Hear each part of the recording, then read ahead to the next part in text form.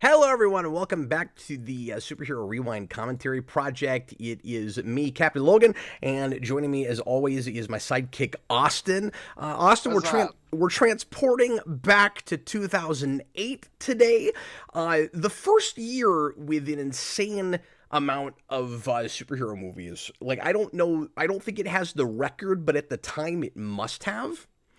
And I would think. And we talked about this during our history series, but the movie we're doing tonight did not come up because it is, I think, tied for the least influential superhero movie theatrically of that year. Tonight we're talking about, despite the fact that Fox really wanted this to be a trilogy. Now I want to know what that other one is. What's it tied with? Well, I'm going to go through the list here in a second. Okay. Tonight, we're going to tackle Jumper, which was officially requested on Patreon by Tom. And I guess thanks to Tom, because we probably would have put this off to episode like 300 or something if it didn't come up now. I mean, I say that. I might have been curious because I had never seen this, but now I finally watched it. This has been in my collection for years and years. I actually bought, I say that, I had, Austin, this is another one of those movies where I had the single, like, wide screen, or full screen disc, and went, well, I guess I better rebuy that. So I did for this. I got the double disc so that I could listen to the commentary, and what a commentary that was. I'll talk about that as we get into this with the director and with writer and producer. We'll get into that. We'll start naming names here in a little bit. This is one of those. Sorry, I'm jumping around. Like we're in a trial. This is one of those discs. Yeah, I'm giving my opening statement for the prosecution. We'll get to the evidence later, but despite it, suffice it to say, ladies and gentlemen of the jury, by the time we get to the end of this, you will be you will be finding this movie guilty. Objection, leading, Your Honor. No, it's an opening statement. You're supposed to say that. Okay, overruled. You can't object to an opening statement. I've shown my hand and I don't care, by the way. I'm Amber Heard's lawyer. I'm going to object to my own statements later on. Miss Heard. Anyway, the movies that came out in 08, we talk all the time about how influential, how important the year 2008 is, of course, with especially The Dark Knight and with Iron Man, beginning of the MCU. One thing we haven't really discussed a lot is just how much of a transition year 2008 really is, because we like to really hone in and focus on those two movies as being the start of huge things with the kind of superhero renaissance that we get after this with the big two, and how influential those are and how it changes everything. But what we don't talk about is all the movies that came out that very same year that feel like vestiges of the previous, what we thought of as superhero onslaught that could have come out really anytime during that decade or just a couple, 3 years earlier. And there's a number of movies that come out that year that feel that way.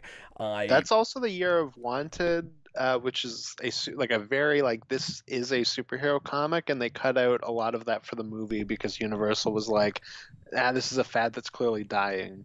Let's not jump into that. Yeah, and it feels like every studio seemed to have a different attitude and take on the superhero phenomenon because at the same time, that's a great point. Like at the same time as you have them watering down Wanted and turning it into not a superhero movie, I say watering down, just kind of changing the genre or making it not look too superhero.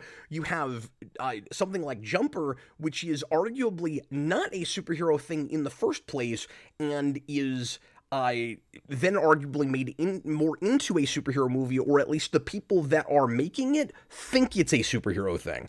Because that's all the director and writer and producer are talking about during their commentary, patting themselves on the back about how they're subverting expectations and getting away from superhero formula. Meanwhile, I don't feel like I'm really watching a superhero movie until the third act, and with some of the really obvious major tropes they do that these guys are pretending like they're circumventing, but in fact they're really face planting into by the end.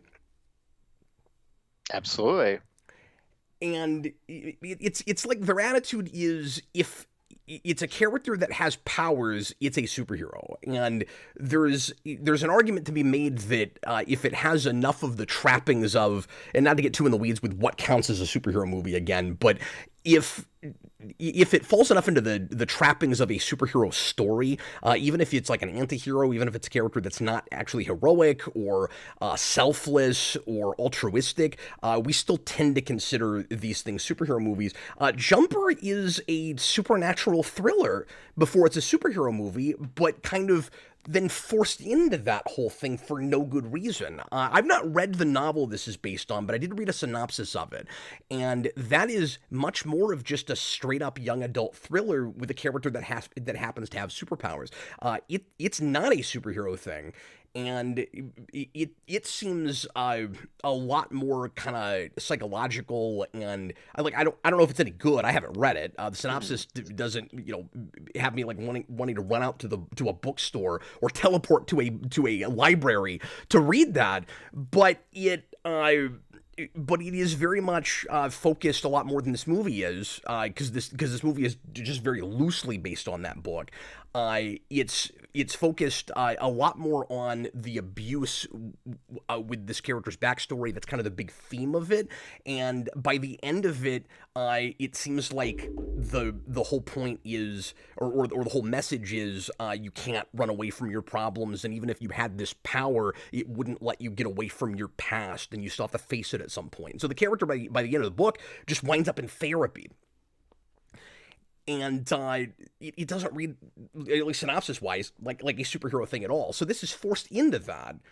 Mm-hmm. And then in so doing ends up being, I think, just a really kind of generic, pointless mess. Mm-hmm.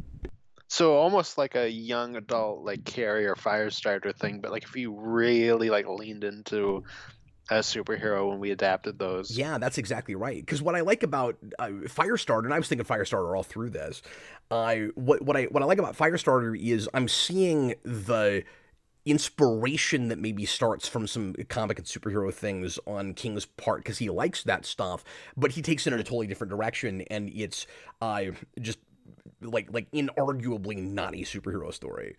Mm-hmm.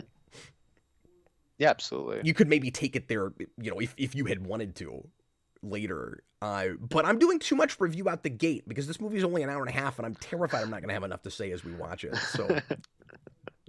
Yeah, exactly. What are you doing, Kev? Well, I just wanted to get the groundwork laid. So let me real quick before we get started, just go through some of the movies that also came out that year. With the transition thing, this is just a point I wanted to make. So course, you had Incredible Hulk along with Iron Man. You had Hancock, which was in an attempt at also kind of circumventing the superhero formula like this is doing. We got really into the superheroes in the quote-unquote real world thing right then, and that's the big thing that has in common with Jumper. I think both of those movies are trying to kind of mine that same kind of material, and they both fail, but Jumper makes Hancock look like Incredible Hulk, so... because it's at least entertaining in places. Really showing your hand. Yeah, and I don't care. You had Hellboy 2 that year. Oh yeah. You had Punisher Warzone that year, which is No, that's 2009, I think. Punisher Warzone? Yeah. No, it's 08. Oh, is it 08? Okay, I thought it was 9. Yeah, okay. I mean, I'm looking at a list here, so unless this list on Google is wrong, it's 08. We did that on this program. You can go back and see if we said that was 08. But anyway, yes, that's also 08, and that's a movie that feels like it could have come out maybe a couple 3 years earlier. I think of everything on this list besides Dark Knight and Iron Man. Hellboy 2 is the only other one that kind of feels like we're forging ahead, that we're pushing forward. Yeah, probably. And but when I say this ties for least influential, least important, it's maybe a three-way tie between this superhero movie and The Spirit. Okay. Superhero movie definitely belongs in there, and I haven't seen The Spirit, but I assume probably. Yeah, well, the Spirit was, taking off of Sin City a lot, and so there's not anybody making superhero movies after the Spirit that are saying, we should make this like The Spirit. Oh, you know what? So just by definition, not real influential for getting quality. Now, I would rather watch The Spirit over this, and of course, I like that movie more than a lot of people do, but like it's not a good movie. But as far as like worst movie of that year, yeah, this and superhero movie are probably tied for that, in my mind. Certainly. Anyway, we're gonna start watching it here in a second. Tom, $5 super chat. I want a 4-pack of Jumper, the Medallion, Push, and Jet Li's The One. I chose this over Push just because why not? Okay, great show tonight, guys. So does it count? And like I said earlier, it counts insofar as the people making it think it's a superhero movie, and they're leaning into that real hard for better or worse, and I think worse. So. Why is it just all of the titles and then specifically Jet Li's The One? Because everybody calls that movie that. Oh, okay. I just wondered. I think just because it's such a like generic, vague sounding title that people are afraid that if you don't put Jet Li in front of it, nobody will know what you're talking about. But I mean, to be fair, it's in the middle of Jumper, the Medallion, and Push. Yeah, and I've never seen Push. The One must be the best of those four. Isn't Push that movie that we did with Nicolas Cage? Oh, is it? No, that was called Next. Yeah, no, I don't think that's that movie. I've never seen Push. Okay, these are different movies. But anyways. All right, let's go ahead and get into this. I might be stalling a little bit. Tinge. All right, Austin, are you ready? So this movie is not streaming anywhere. You'll have to rent it. I'm sorry to say, you'll have to spend money on this if you want to watch it along with us. I know a lot of people Or don't if you Google Jumper full movie. Which Austin absolutely did not. That, there's no way Austin actually did that. I won't go any farther than that, but sometimes a Google search pays off. I don't know. But anyway, like I said, you'll have to rent it if you don't, for whatever reason, already own this movie. The double disc, I'm going to say this a minute ago. The double disc for this is really weird because the second disc is a digital copy before you could download those from the internet. So it only works as like a DVD-ROM that you put in your computer. So all of the actual special features are with the first disc, and then there's a second disc that is unusable. Because I accidentally put the second disc in. That's how I know that. That's and beautiful. my Blu-ray player was like, this is a digital disc, or it's got files on it. I was like, oh crap, does my movie not work? I had to put the other disc in. That's funny. Okay, so anyway, let's go ahead and get into this. Like I said, I showed my hand already. I don't care. There's no putting on a poker face for me for this movie. There's one major thing that really offends me about this, and I'll get into that at some point. But like that by itself ticks me off so much that I can't pretend either way. And I would rather listen to Jump in the Line on loop for an hour and a half. We're gonna be as fair as we can to it. I'll have a couple of positive things to say here and there, but for the most part, I did not really care for this. We'll see how low the rating ends up going after a second watch. Here we go, everybody. Get ready to press play when I say now. We'll have the clock there on the screen. You can sync up with us in the middle if you need to.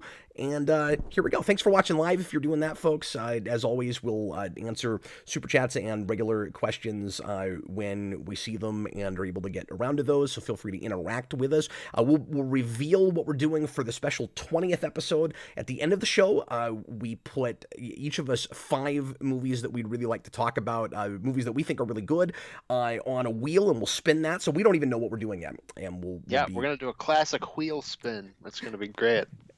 So stick around for that, or if this is, up already and you're watching this later, scrub all the way to the end and watch that part. All right, folks, here we go. Everybody, please press play right now.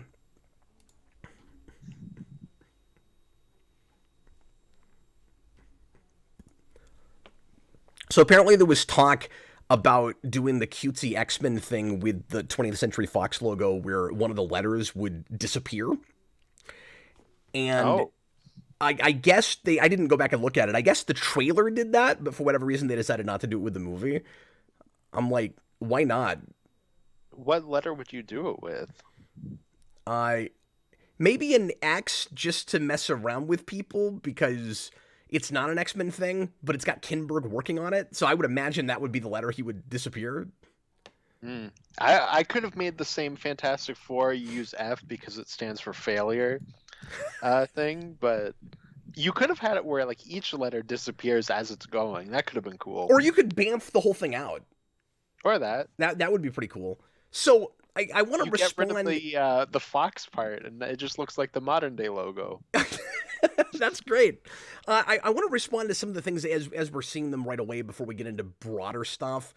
Yes. Because I was just immediately dismayed by some of the poor choices and poor management of this movie right away. First of all, we have another like Constantine but worse because at least that movie bookends. We've got another really pointless voiceover right at the beginning. It doesn't come back again. There's really no reason for it to be there except to establish Hayden Christensen because we're not going to see him for the next 10 minutes. And to, classic telling and not showing, Austin, instead of opening the movie by showcasing the cool superpower that you have, why don't you just tell the audience the things he can do? And it's not like they don't have a budget. It's not like they're not gonna. However you feel about the effects, it's not like they're not gonna do big action sequences. Complex storyboarding, a bunch of teleporting around later. Why not open with that? Why not open with a bang? I don't understand that. I guess it's supposed to be exciting enough that he's having a lunch on a pyramid or on a Sphinx head. I'd be like, I don't understand. Yeah, you could have done something cool where it's like the first time he does it as a kid. Something.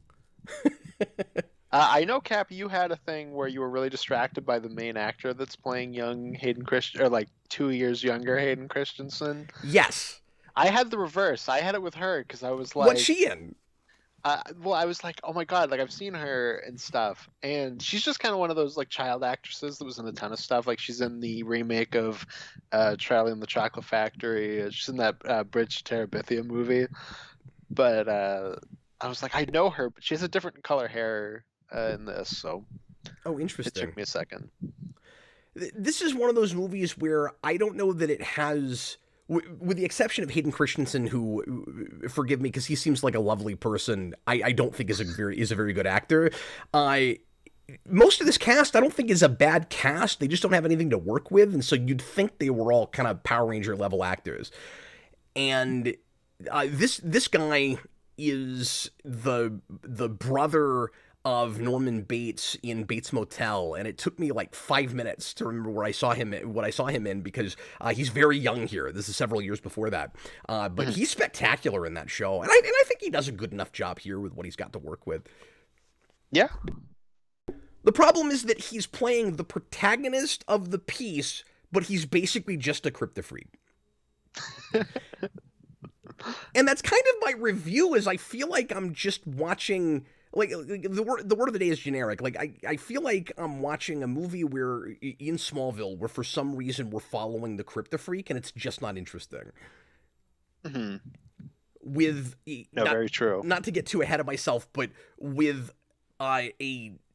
we peel the curtain back and we try to pretend like there's a really fascinating lore with like mysterious mythology with this, and we don't really get into it. And I'm fine with a conceit where you just go, okay, the guy can teleport, and that's what the book does apparently. He can teleport, there's not an explanation for why he can do that, and then we just see the consequences that creates in his life when he starts using it, and then go. This overly complicates it by saying there's all these other people that can do that, and there's a like shadow organization that chases them, and so you've got all that kind of baggage, and so it feels simultaneously overly plot driven. Mm-hmm. We're not developing characters enough for me to care about any of them, and then the mythology is like nothing. Yeah, and if you want to see that it's idea so uninspiring. Really well, go read Sex Criminals, because that book's great, and it's basically that same idea, just not teleporting. Oh, and I've not read past like an issue of that. Mm-hmm. Yeah, that's like the same kind of thing where it's like these two people, like there's a person who has this ability, and then she finds somebody else, and they start committing crimes, and there's like a group of people that have that ability that come after them. From what I've read, I've only read into like the first trade. But. So we've got Michael Rooker. I love him. He's wasted here. We've got Sam Jackson. He can sometimes be hit and miss. I've obviously loved him in lots of things. He's wasted here. Well, the times when Sam Jackson's wasted, it's because they just cast him because he's Samuel L. Jackson. Like, they don't actually give him a role. Yeah, and he's happy to do 29 movies a year. Mm-hmm. Yeah, not everyone's like a Tarantino where they give him something cool to do in every movie. And then Michael Rooker also just kind of has that, like, he's here, but he doesn't really get anything interesting to do. This movie has that problem where, and I was already thinking this before I watched that commentary, but that really drove it home, because there's this flawed logic to the way this movie is plotted. And by the way, this is one of the most by committee stories I've seen in a while.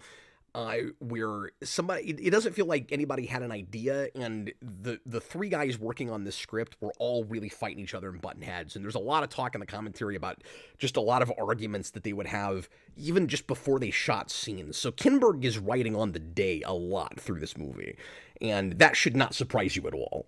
Mm-hmm. That's like the last person you want to do that. Yeah, and that's where I think a lot of the kind of head scratching, like dull, uninspired dialogue comes from, of which there is a lot, I think. But anyway, one of the big issues that this movie has is it's got that thing, right, where you go, we don't want to explain too much, so we're not making things that actually should be explicit. So, or maybe that's just an excuse and a cop-out from Kinberg and the director. What's his name again?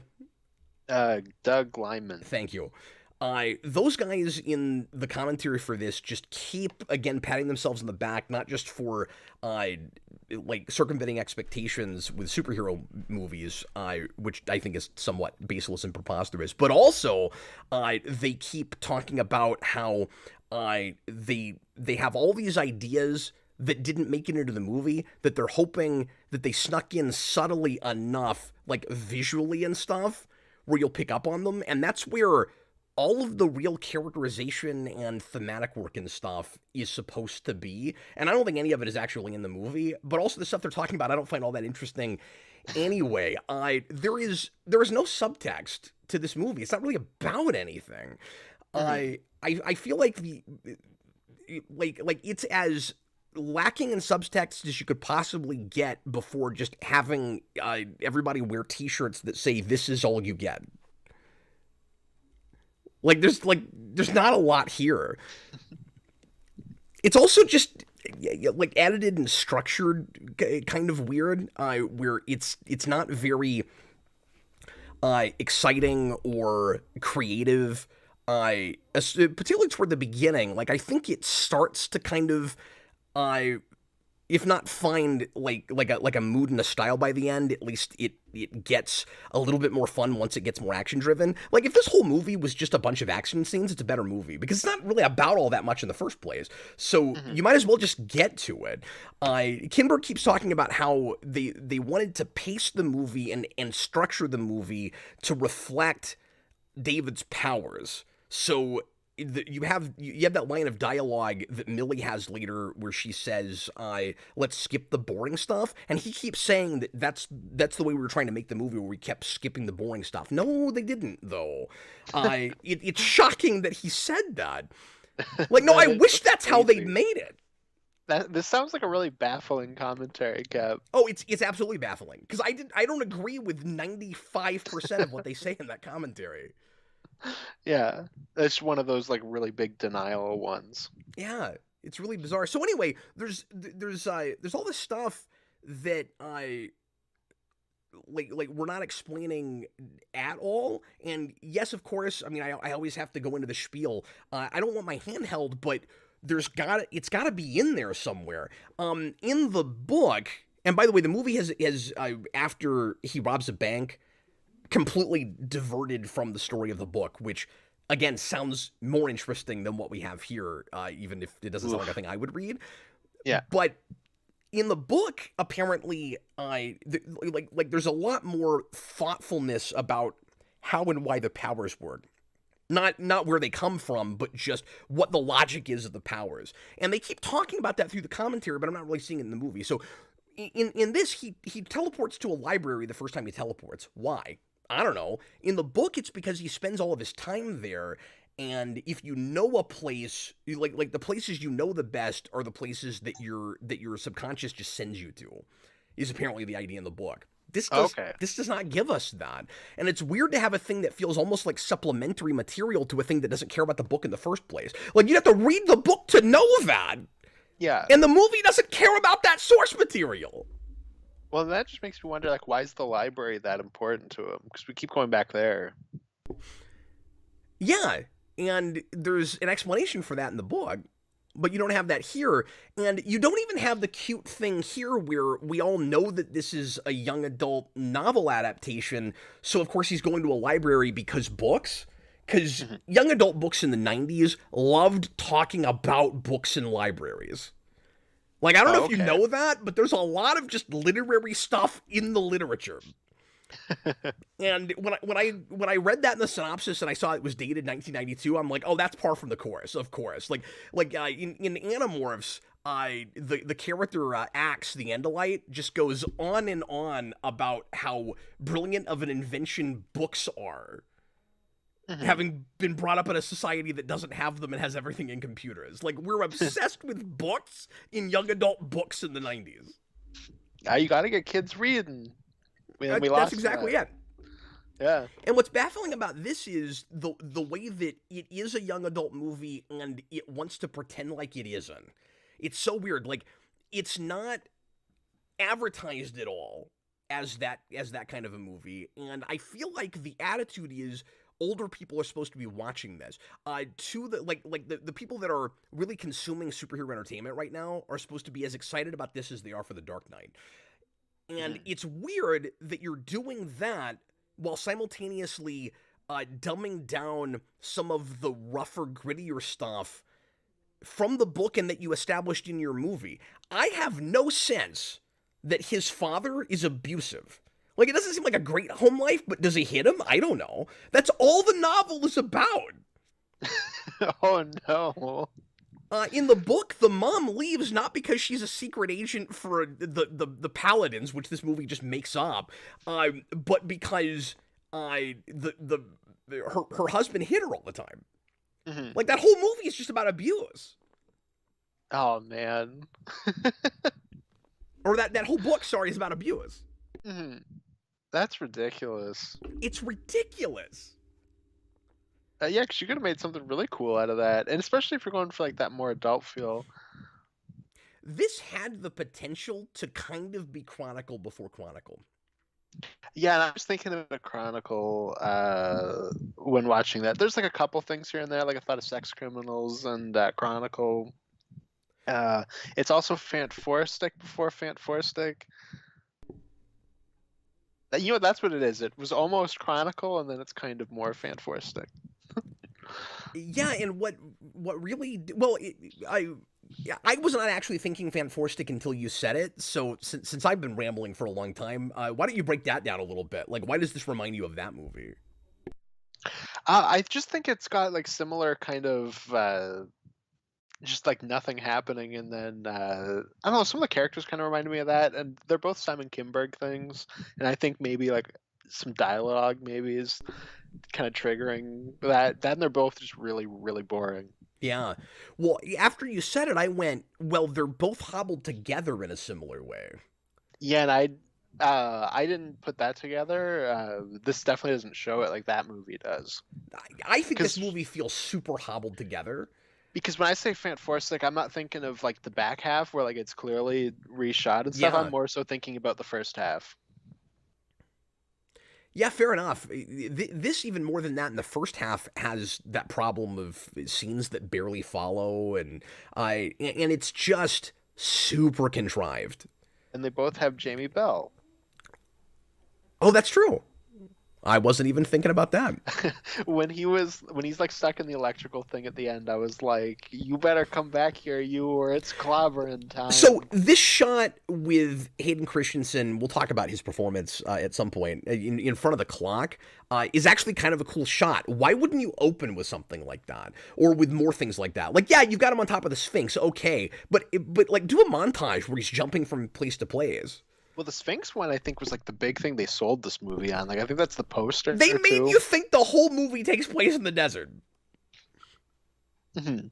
Because there was so much sand in the advertising. Which is funny doomed. because it's Hayden Christensen. True. He doesn't teleport there that often because it gets everywhere. Well, that's why. That's what happens when he teleports the water into the library.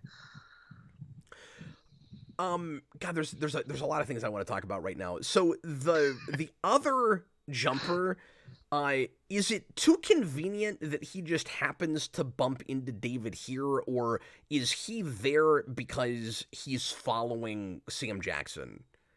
And does Sam Jackson somehow lead him to David? Was it Probably both. 100% sure about that? Hmm. Yeah, I'm not too sure. I know they give kind of like a throwaway thing, but so much of it was so just kind of disinteresting. I watched it like earlier on in the day, and a lot of it's just kind of bled out.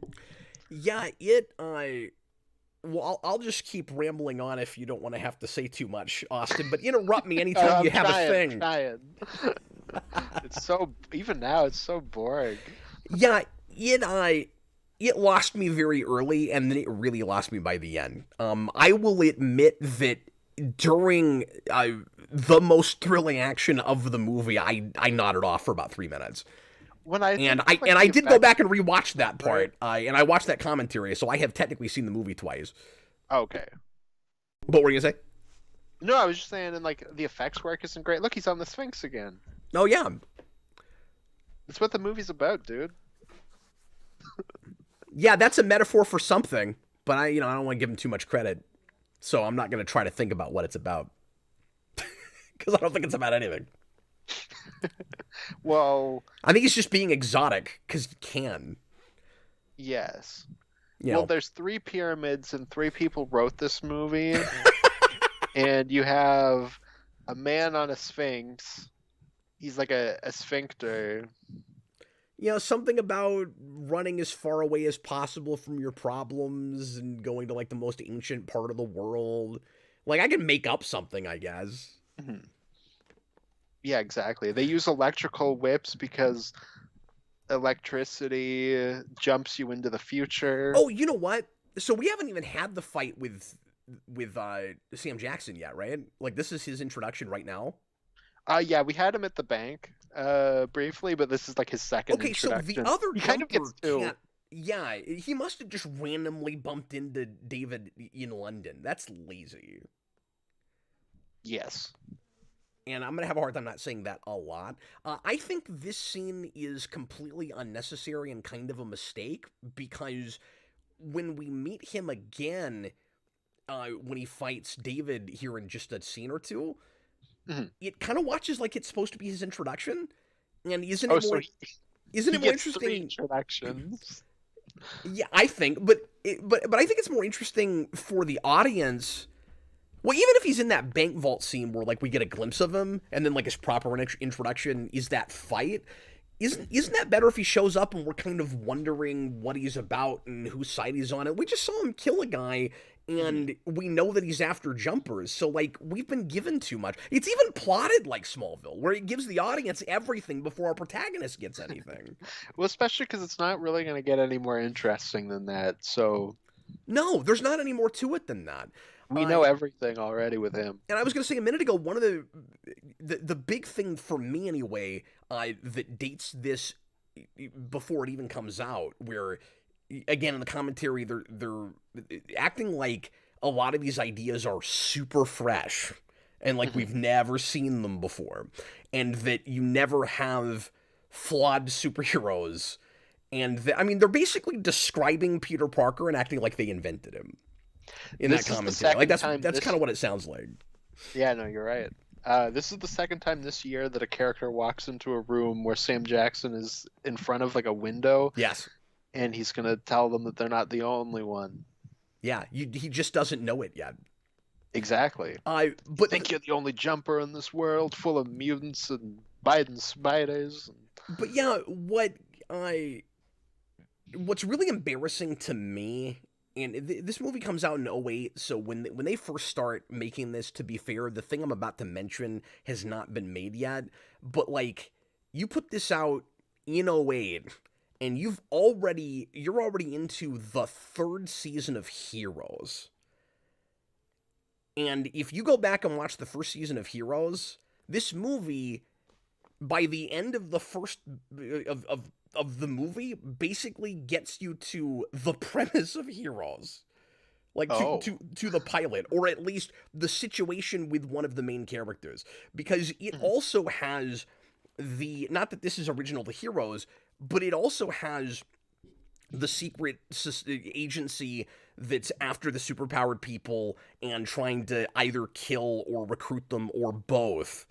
And the main guy that or one of the main guys in the organization is the father of a kid with superpowers and has to decide how he's going to deal with that and if he's going to bring her in or not. We don't get to that idea until the end of the movie. So like it's exactly what Claire has with her dad in Heroes. Well, and this movie does have like very bad pilot disorder. Yes, it does.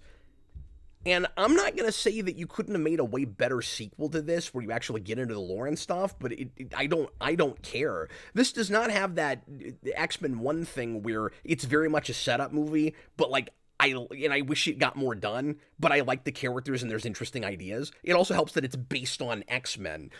But again, Mhm. if this had just adapted that book, it's a better movie. Yep. I mean, we've seen a lot better kind of piloty setup movies, even at this point. But yeah, that's absolutely all it is. Mhm. And I want to say it's not surprising it didn't get a sequel because it was so like disliked by critics, but it actually performed at the box office. It did pretty well.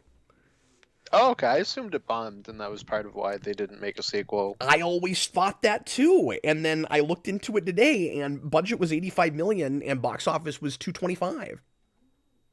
Oh, okay. Sequels have been made with less of a return. Hmm. Yeah, it's not too bad. Hey, look, it's Michael Rooker again. So, can you? And every time I ask you a question like this, you're probably going to say I have no idea. Okay. Can you explain to me why he chooses to teleport back to his house now?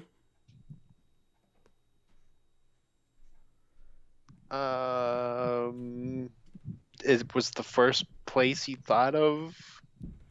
So let me break this down. I don't know.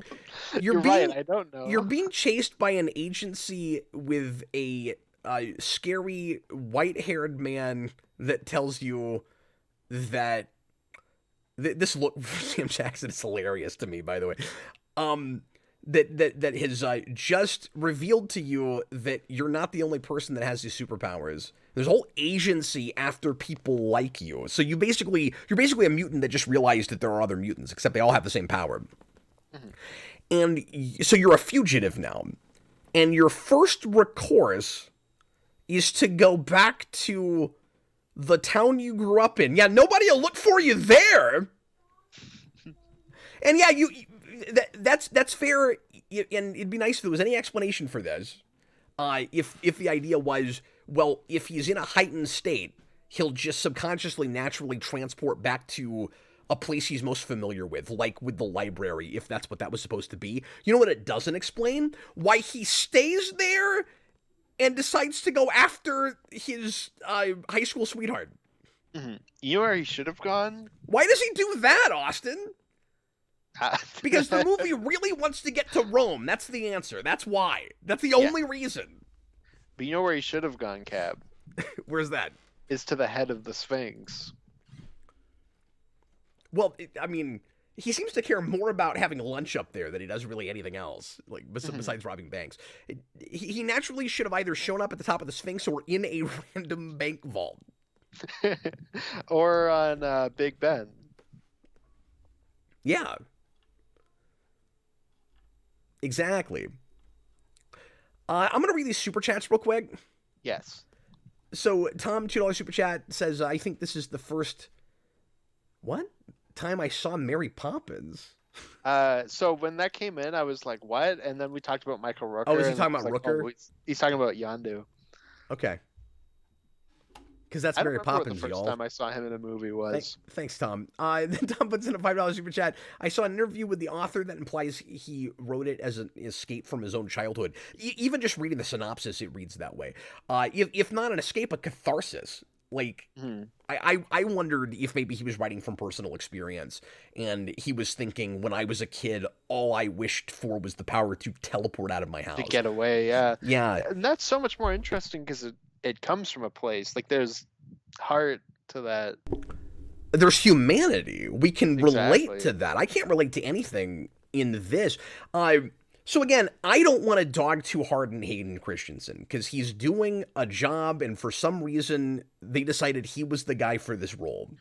Well, and to be fair to Hayden Christensen, he did get stuck with George Lucas scripts and then a Simon Kinberg script. Yeah, no, that's true. Like, that does suck. See, he hasn't. Sorry, that line delivery and that line really bothers me. Like that. That's the most unnatural thing you can write in a script. I'm not this David. Like, who talks like that? I can't. Was he the Terminator? I am not this. I'm not this David. Talk to the hand. And nothing against her either, but these two don't really have any chemistry. It's kind of Anakin Padme chemistry again. When Rachel Bilson doesn't look any older than the child actress. Well, it's funny you say that because that character was actually recast to get an actress that did look older. Oh, okay. So it's funny you're saying that because they think she looks a lot older because that's the reason they recast her was they had that problem. Yeah. Apparently Originally they went with the ages from the novels because that character was 18, and Fox asked them to age everybody up and said that. So like some of this, like with Fant Forstick, is maybe Fox's fault for like interfering with stuff. I still don't think this movie would have turned out very good. Yeah, but well, Rachel Bilson, I just think has like a baby face at this point. Like later on, she won't. But well, no, I actually don't totally disagree with you. But apparently, they actually shot several scenes with a completely different cast. Fascinating. Yeah. You're right, this does sound like a complete mess. Yeah, it was a complete mess. And it felt that way to me before I learned about it. So, the reason I think Hayden Christensen is miscast here is because, besides the fact that, like, I just haven't seen him give a convincing performance. And he needed to have the Tom Welling thing where he works for a lot of years with somebody like Rosenbaum, like or John Glover, like people that can, like show you how it's done and give you something to play off of. And he never had that, even in Star Wars with good actors, because they were also given stilted kind of nothing material. So when we keep pulling him away from Ewan McGregor, maybe he could have had it with him and Ian McDormand, but he doesn't get enough to do with them. Yeah, and they're still making, at its best, kind of cartoonish melodrama. Mm-hmm. So he's having to play something serious here that he just doesn't know how to do. But the real reason, and I don't think anybody could make this compelling, but just with the script that they've got, the script I want to say in air quotes, but with the reason I say he's kind of miscast is they keep going on and on in the commentary about how playful this character is supposed to be, and I'm not getting that from him at all. Like I get it from the shots of look, he's having fun on top of monuments and stuff, but he's got two modes. Hayden Christensen has two facial expressions. One is broody and jaded. And the other is default. I was gonna say like high school stalker. Like those are the two faces he has. Oh, I thought I was going with the mean one. Okay. No, I'm gonna go with the mean one because I always had that in Star Wars. Whenever he would look longingly at Padme, where I'm like, he looks creepy. He should stop doing that. And he does that face in this. And what makes it worse is every time he does that really goofy, but I think kind of creepy, like I really want this girl right now smile, the camera also has to be right up on his face, which makes it worse. It's always that like big head CW thing. Well, because then back the camera off at the very least. Well, because then Rachel Bilson has like the baby face plus like the big Disney eyes, so he just looks like the bad guy from Hunchback. Well, maybe they should cast him in that. When they remake that, the obligatory remake, when they've run out of everything else, and they remake that finally. Exactly, and Rachel Bilson can come back as Esmeralda. Bob the Hun says he gives a good performance in Shattered Glass. You need to see that film. I noted, and I will go out of my way to do that, because I need to see this guy act in something where he's actually acting. He's good in the Mouth of Madness. He's only in it for 2 seconds, but he's good in it. I've seen that. He's in that? Or are you talking about a remake of that movie? No, in that movie, he's like 8. Really? I didn't know that. He rides by on a bike, and he's like, "Hi, mister," or whatever he says. I can't remember. Wow. So he's in that movie even, he has less screen time even than Kristen Stewart at the end of this movie? Yes. That was another setup thing where she was supposed to be in sequels. And that's why she's there. I guess they picked the right person if they were to franchise it, because this is also the year she takes off. Yep. It seems like they know she's probably going places, and they snatched her up like that. And however you feel about that actress, there's just these like it seems like they've got a lot of resources to make a cool movie with no like premise or ideas to speak of. I'm gonna get in what really pisses me off about this movie here in a minute. Okay, I've been waiting all day to hear what really pisses you off. First of all, let me read the super chat. Dan Schneider, $2 super chat. Sounds like GM D. Matthias would love that book. Yeah, that is a Matthias kind of plot. He loves his abusive parents. Not to laugh at that. I don't know. There's a part of me that almost wants to read that book now. And again, I don't know that I would really be into that. That would be my thing, especially as a young adult thing. Mm-hmm. But it might be interesting to see what this movie should have been. And what's interesting is we haven't talked about enough about this director. You would not know it from this movie. He's a good director. The 3 other movies I've seen by him, he's done other stuff I've not seen, are good and sometimes great movies. Mm-hmm. No, he's done some really good stuff. So, which are the 3 that you've seen, Kat? This is Doug Liman.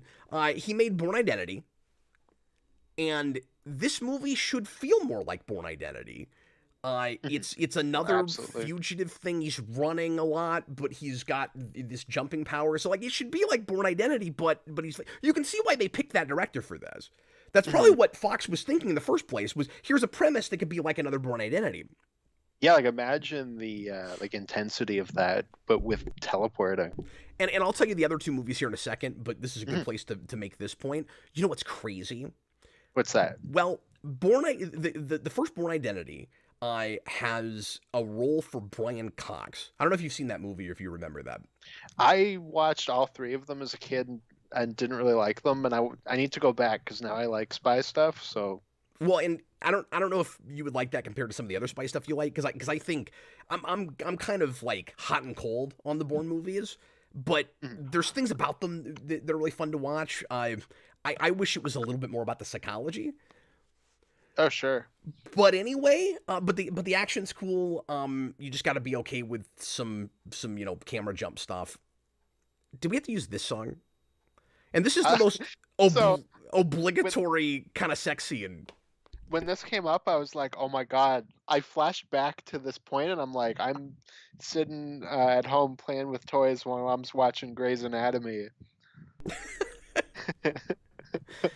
But anyway, so Brian Cox is in the first Bourne Identity, if memory serves. And there was a great opportunity for Lyman to bring him back for this movie. Mm-hmm. And let me explain why, because this will blow your mind. There is a character, and again, I just read the synopsis. There is an NSA agent that's one of the main characters of the book that they just leave out of this movie because this movie has no terrorism, and his mother gets killed in that book by terrorists, and then this NSA agent gets involved, and the name of the NSA agent, I kid you not, is Brian Cox. Oh, they could have had Brian Cox play Brian Cox. That's crazy that the book is not post 9/11, but sounds like it's more post 9/11 than the movie. It does. Interesting. But okay. Like, how do you miss that golden opportunity? You could have had Brian Cox play Brian Cox, and that Stryker and Kinberg wrote X2. No, he didn't do X2, did he? Or wasn't he at least partially in there with X2? I thought he was, maybe not. I thought it was just 3, because I thought 2 was David Hayter. Maybe it's both of them. Yeah, I think Hayter did write 2, but I thought Kinberg was in there. Well, regardless, though, it's Fox, and they've used him recently enough in things that it probably wouldn't be that hard to get him. That's all I'm saying. Why wouldn't you do that? If Brian Cox played Brian Cox in this movie, I'd have one interesting thing to talk about. Yeah, exactly.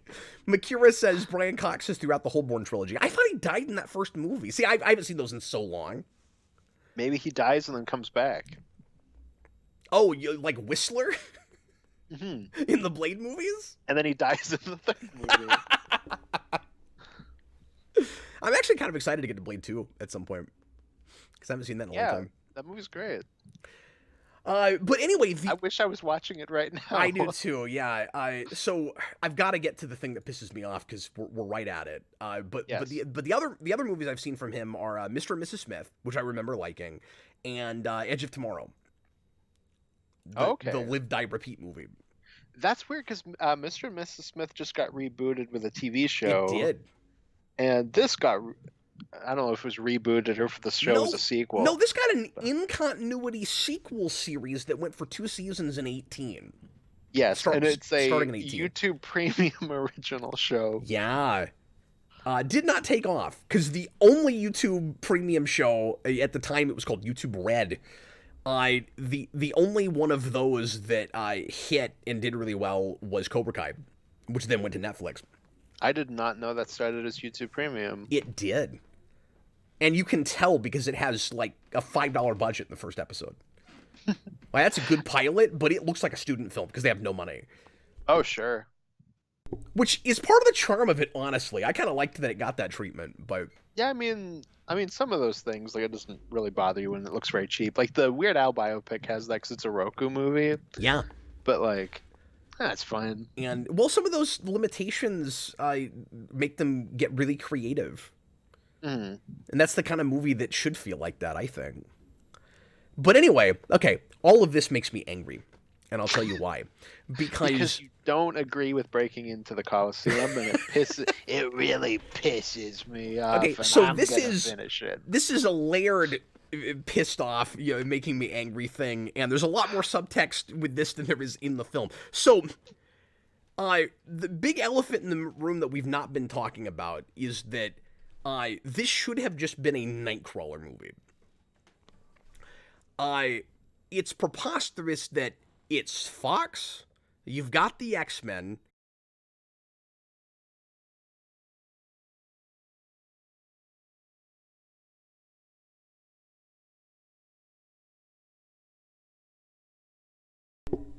Okay, everybody, apologies there. We're back. I lost my connection in the middle of the show. And like Austin said in the comments here, it's actually shocking that doesn't happen more often.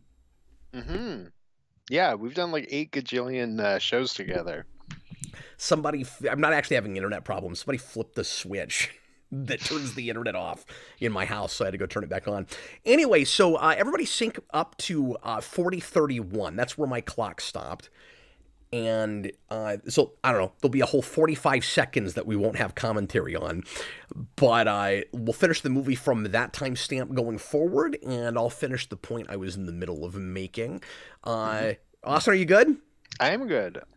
All right, here we go. Everybody, please press play. Again, 4031. Right now.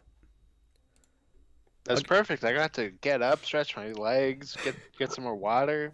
That was nice. Not watch this movie for like 2 minutes. Because honestly, 40 minutes in, it feels like we've been doing this for 2 hours to me. Mm-hmm. It's not quite Secret Invasion bad, but it's interesting that Sam Jackson is in both of those.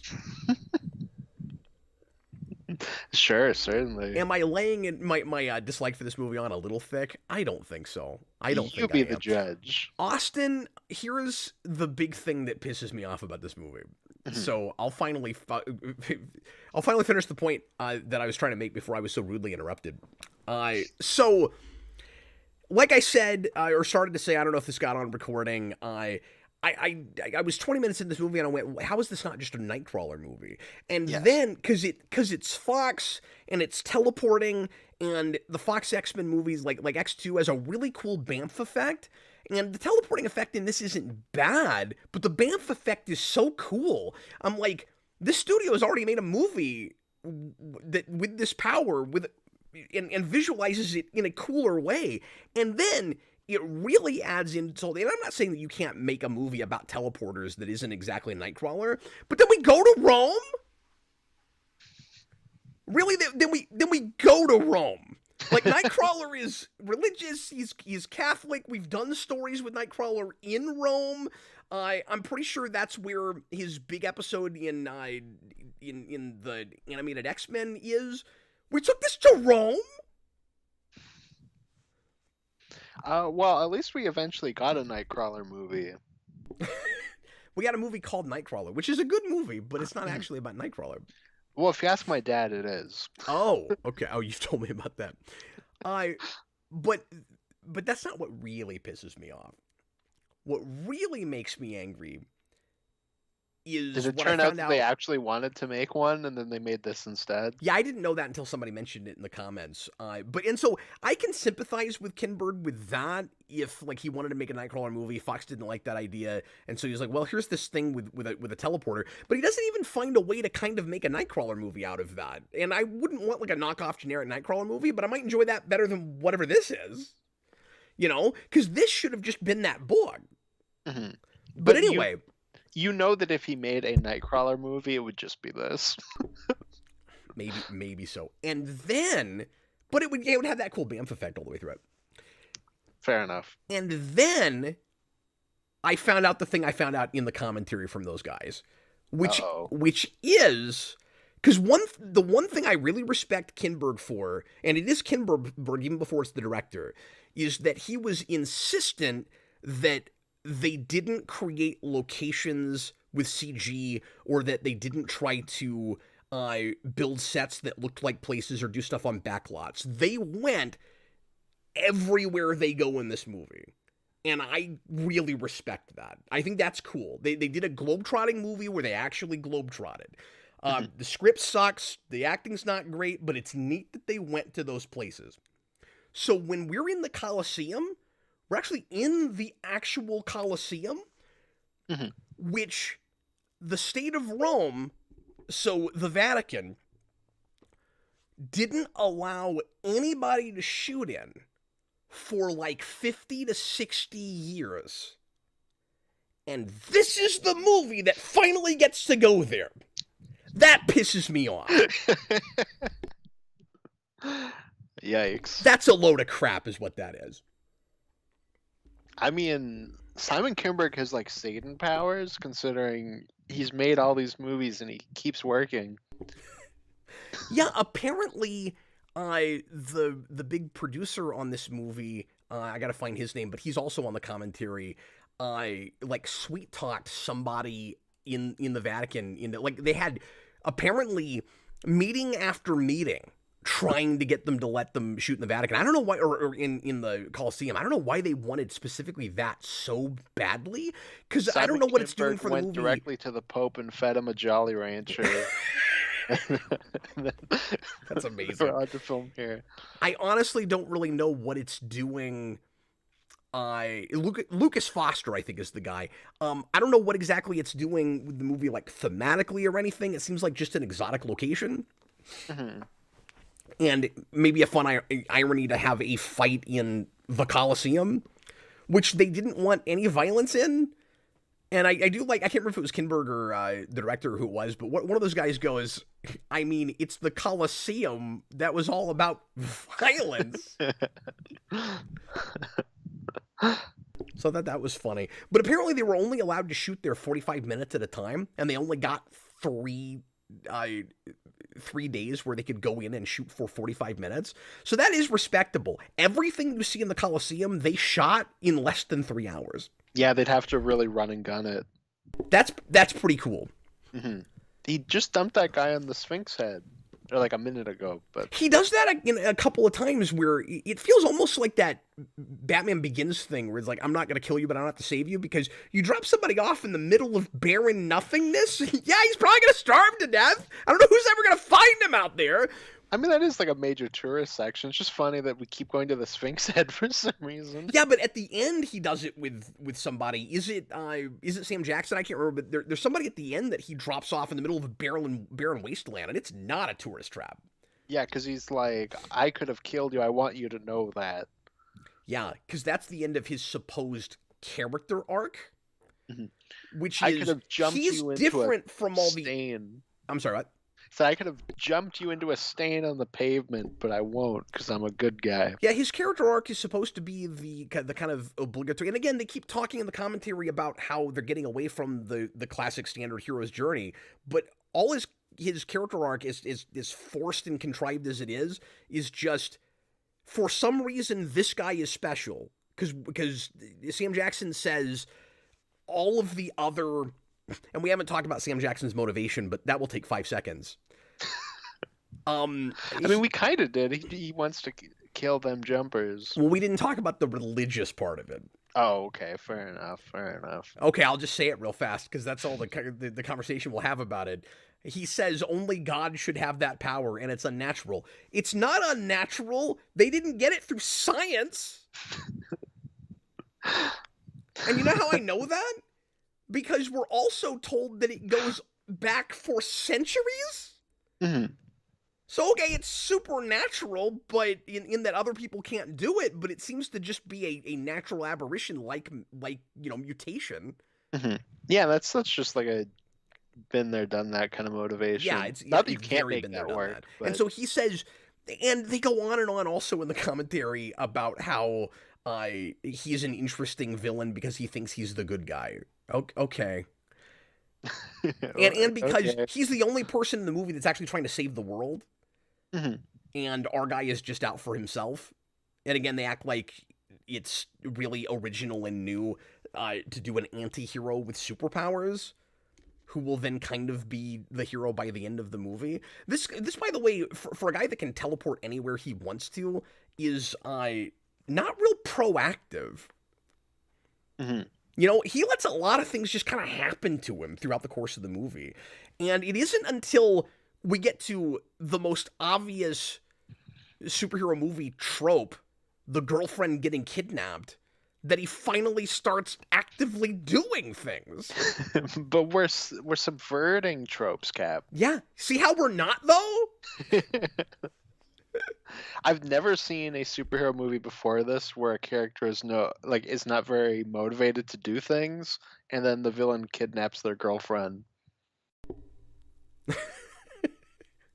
Well, then you shouldn't be doing the top 100 with me because clearly you haven't seen enough superhero movies. Clearly, I haven't seen literally any of them. Any of them? But anyway, I forget what grander point I was making with that. So the character arc is something. David is special because Sam Jackson said all of the jumpers go bad, and he chooses to save the villain at the end, or let him live, even though I think he's going to starve to death in the desert or get heat stroke. And he sorry, I'm distracted by Rooker's sideburns. He's still in his Henry Portrait of a Serial Killer look. That's true. He's and the wardrobe is about the same too. Yeah. But yeah, that's also a big superhero movie trope where we've been fine with killing the whole movie, but we save the bad guy at the end just to make the audience sympathetic to the hero and force what feels like an arc. And now he's a better person. He's learned something. Mm-hmm. And I don't know how exactly he got to any of that, but I also have a hard time even breaking that down, Austin, because this guy just doesn't feel like a real character to me. It just looks like Hayden Christensen stumbling through scenes trying to remember the dialogue Kinberg wrote 8 o'clock this morning. Mm-hmm. Absolutely. And now that I know that that's what actually happened, I feel like I can sort of confirm it. Like, that's what it felt like on first viewing, and then I read about it. Mm-hmm. Yeah, then you're really not that far away from some of the stuff he had to deal with on the prequels. There's nothing especially interesting about this other jumper. He's just running around like he knows about everybody's one note in this movie. So he knows about the paladins. He's trying to kill them before they kill him. And then there's a thing toward the end that felt like a twist on first viewing. I was very confused about it, where he goes, David, I've got the detonator, and I'm gonna kill the paladins, or Sam Jackson. And David's like, no, they've got my girlfriend. You can't kill them. And I thought I missed something. And apparently that really is all there is to that. Is just now there's like a person that David cares about at stake, and so he doesn't want to kill them. Mm-hmm. And that's all there is to it. Yeah, you could just teleport her out and then blow them up. You know, they could just have a conversation about it and try to think about trying some things. But we need an action scene there, Cap. For a second, I thought that there was more to it where like he was working for them or something, and Hmm. there's no revelation. Hmm. And I don't mean that every movie needs a big twist or anything, but it played for a second like we were supposed to be really shocked at that turn. Yeah, it's nothing. Another superhero movie trope that this falls into real hard for no good reason, in my mind. Maybe there's kind of an argument for it, but I think it's lame.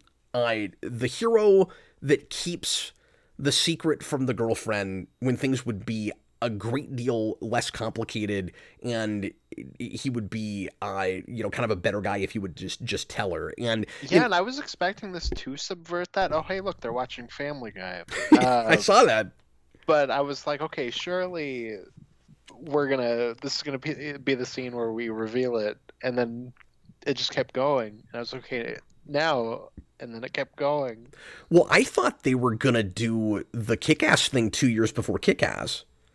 The second they were like, let's go to Rome together, I was like, oh, okay, we're gonna get it out right away. Yeah, and in the same scene, and that's in the same scene where she says, let's skip the boring part, which I'm immediately thinking, okay, that means that he's just going to bamf her there, and then he's going to reveal that he's got this power, and she's going to think that that's amazing, and we're going to move on from there. No, then they do the boring part. They get on the airplane. Now, you can argue that, well, he's being chased by Sam Jackson, so he's doing the typical superhero thing where he wants to protect her. But a couple things to keep in mind. Another thing that they keep rambling about in the commentary is about how this guy is more interesting to them than other movie superheroes because he keeps doing the wrong thing. Mm-hmm. And Kinberg even thought about going as far as having him, because this is, again, not character driven. They're just doing stuff to do things. This is very much that Goyer thing of let's just snap Superman's neck for no reason because it's wild and crazy and it hasn't been done before. Who, by the way, wrote this, the initial script for this. We haven't talked about that yet. Goyer and Kinberg. That's a 1-2 punch. And the guy who wrote Fight Club. Yeah, I think he took the absolute first pass. Oh, okay. Or did he get brought in to rewrite Goyer? Maybe I forget. Well, because it's Goyer, him, and then Kinberg in crediting. So I don't know if that's the exact order, but I think that actually maybe is the order. And Bob the Hum put in a $2 super chat and said Goyer also wrote a Nightcrawler script. Goyer wrote like a script in like every superhero character at some point. I do kind of ton. That's the first line in the movie from this other jumper guy. I forget his name. That Jamie Bell. Yeah, that feels like it has a little bit of personality. Like it's so dry up to this point, where he's and it's not even a great line or anything. Where he's like, "Let me teleport you back to high school so you can learn something." I'm like, that feels like a great line after 55 minutes of this. Mm-hmm. Yeah, it's unfortunate because that's one of those actors. Like I watched Van Forstic. I think that was the first thing that.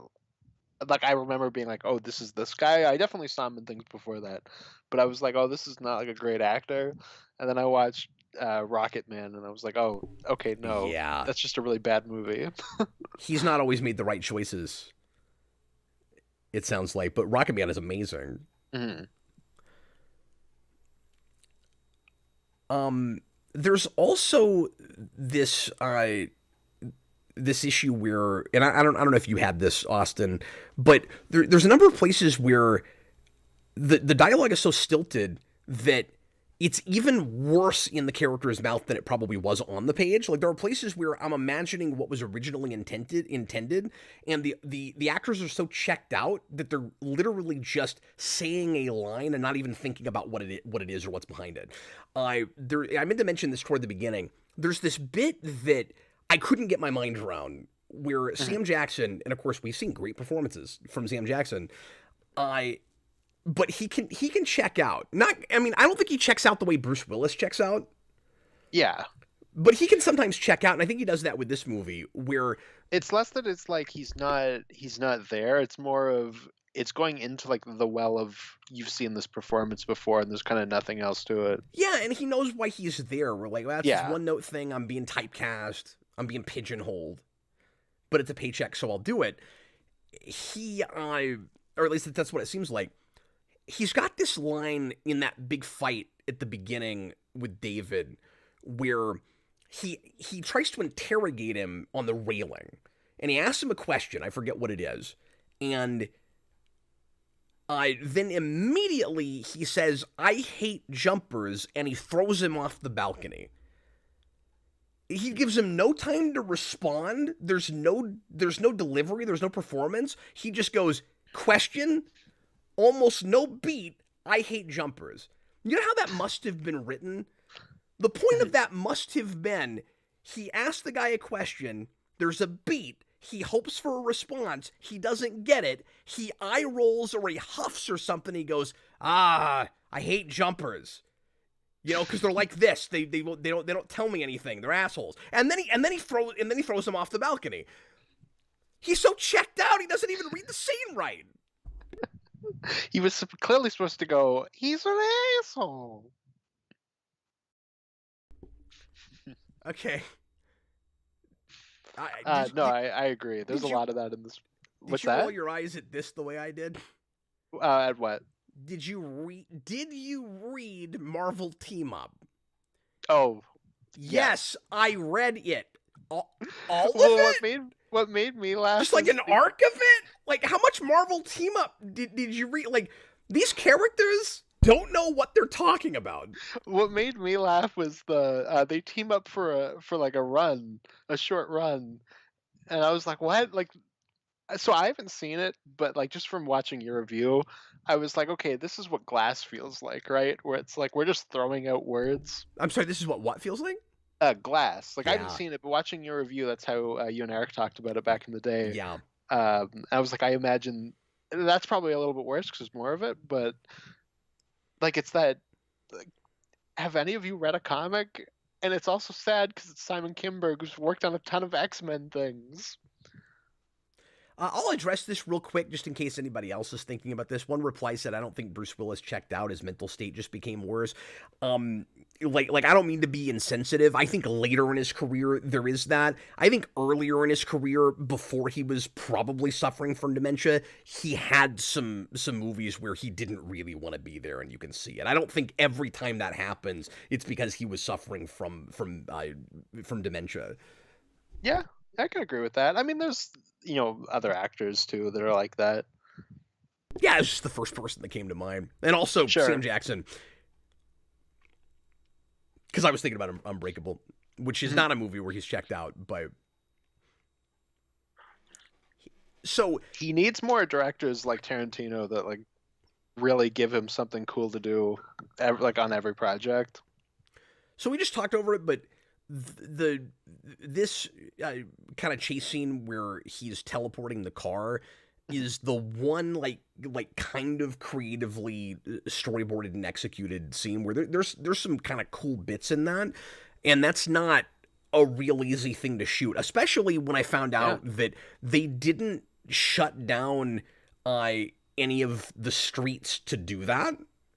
Okay. I don't know how you even shoot that in regular traffic. Mm-hmm. And they did that. That's crazy. Yeah, no kidding. Probably a lot of like splicing stuff together. Probably be a pain to edit. Yeah, I imagine so.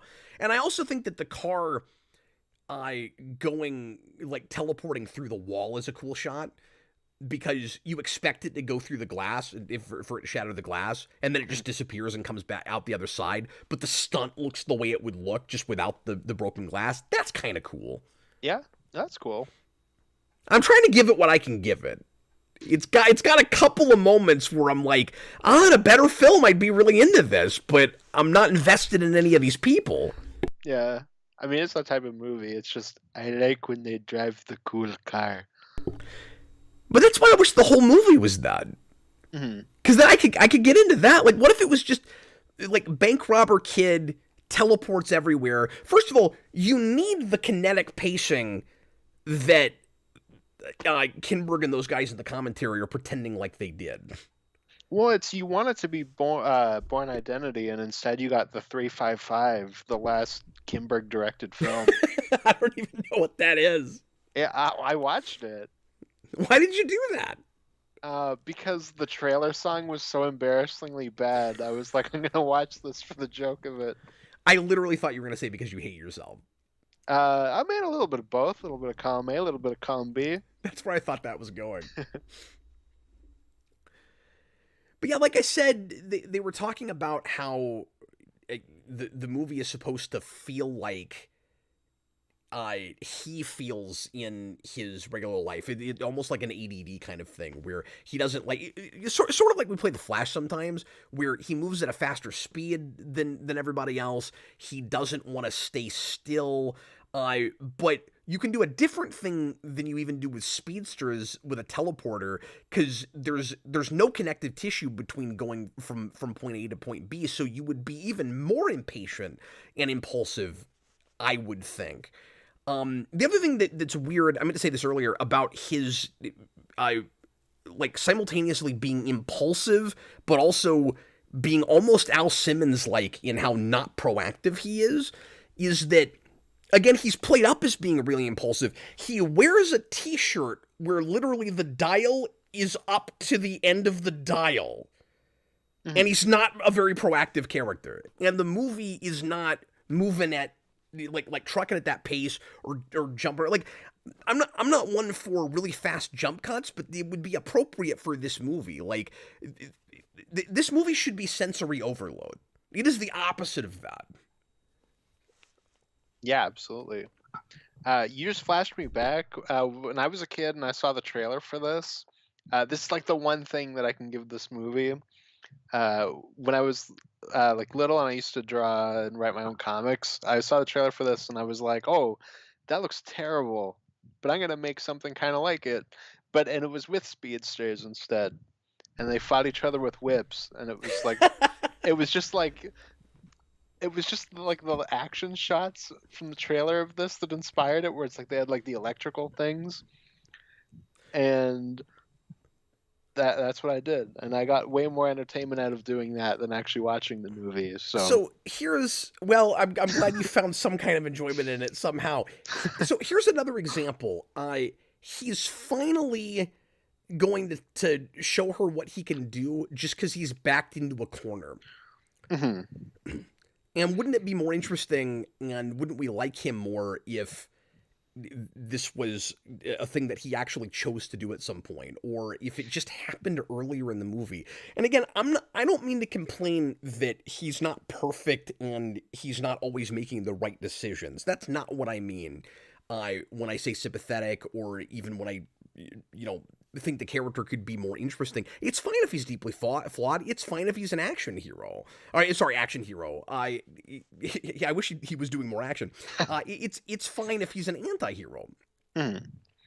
Yeah, I didn't have the thought until just right this second, but it's almost more of like a Ghost Rider thing for me, where like, oh, interesting. This and that movie, because obviously the book, like you said, is very different. So we're purposefully going to more of a like cliche thing with the superhero genre, and the Ghost Rider movie does that as well, where like they add it to it, even though Roxanne Simpson in the comics already knows that he's Ghost Rider, like pretty much from the beginning. And we're doing like a similar thing with that. Like, you're just adding cliche to it. Like, why? Yeah, why? I want him to. I want the movie to actually do two things. I want it to play into his flaws and have fun with them, and then either let him have a character arc where he gets less impulsive, or he's smarter about it, or he learns power responsibility, or he actively refuses to do that. Like one of those two things. But the other thing I want, and I don't mean to rewrite the movie, but they don't do anything with this idea, and I think it cheapens what little potential there is for this character, Austin. Mm-hmm. He needs to be the only teleporter. Because the problem is, he doesn't have any personality beyond what the teleporting gives him. Mm-hmm. And the fact that his father is maybe abusive, and that he was bullied as a kid, which is also all trite stuff, or plays as pretty trite, that a lot of kids have. There's just not anything uh, unique or special to this kid. So you need to give him some interests that really set him apart, a worldview that sets him apart, a backstory that's real different or feels fresh in some way. And if you can't do any of that, leave out the mythology of a bunch of teleporters that go all the way back, because all you have that makes him look like he maybe has a little bit of an interesting personality is what he does with his powers that apparently a bunch of other people also have. Mm-hmm. Very true. That's why that's a big mistake. Or you could have had it, if you're building the sequels, you could have ended with that. Ended with peeling the curtain back and, oh, there's more? Yeah. Do almost the John Wick thing with it? Mm-hmm. Yeah, exactly. Sort of? Yeah, exactly. Something like that. I don't know. Something. Instead of, nothing. Yeah, what they think they're doing is hinting at a really complex, interesting society of these teleporters, and there's nothing engaging or compelling about it that would make me want to look at a sequel. Mm-hmm. Like, I can't wait to find out more about the lore and how these powers work, because I don't trust that they've been thoughtful about it and that they have a lot of cool ideas. Yeah, they don't even do much with it here. Why should I think they'll do a ton with it later? And again, in that commentary, Kinberg and those guys talk about it like there's all these really subtle, cool things they do with the powers, and I'm just not seeing it. Like, the few things they bring up are just kind of obvious. Where it's like, isn't it cool that we have water that comes from one place to another place? I'm like, yeah, you're teleporting. Like, you should do that. I don't know. You should do, the bare minimum. And I'm complaining that the movie is too plot driven, so I don't mean to sound hypocritical when I say this, but I want to latch on to something. So at least get into the super science and the technology and stuff. Like, it's a big deal, if I'm understanding this right, that the Paladins can create wormholes Mm-hmm. and follow the jumpers through the jump scars, which is what they call it in the commentary. I don't think that's even in the movie anywhere. They keep referring to it like it's a big thing that's talked about in the movie. I don't think jump scar is ever said. Maybe it is. Well, and then I think one of the ideas was supposed to be like, this is a power you can learn, because I think Rachel Bilson's character is supposed to learn it in the second one. Oh. And they kind of imply it in this one, apparently. Like, it's one of those things. Okay. Well, okay, one idea I do like is that different jumpers seem to be at different levels with it and have figured out different things that they can do with it. And that's cool. So, like, all he seems to be able to do is jump from one place to another, and does he even know if he can take somebody with him? I mean, that might be why he doesn't take her to Rome. But I'm just saying, if I'm plotting this story, I would just have him Bamfer there. Mm-hmm. But maybe he doesn't even know if he can do that. But then this other guy is more experienced and he can take. Well, no, he must know he can transport some stuff with him, and maybe even does it earlier in the movie, and I can't remember. But he ends up doing it with an entire apartment at the end. Mm-hmm.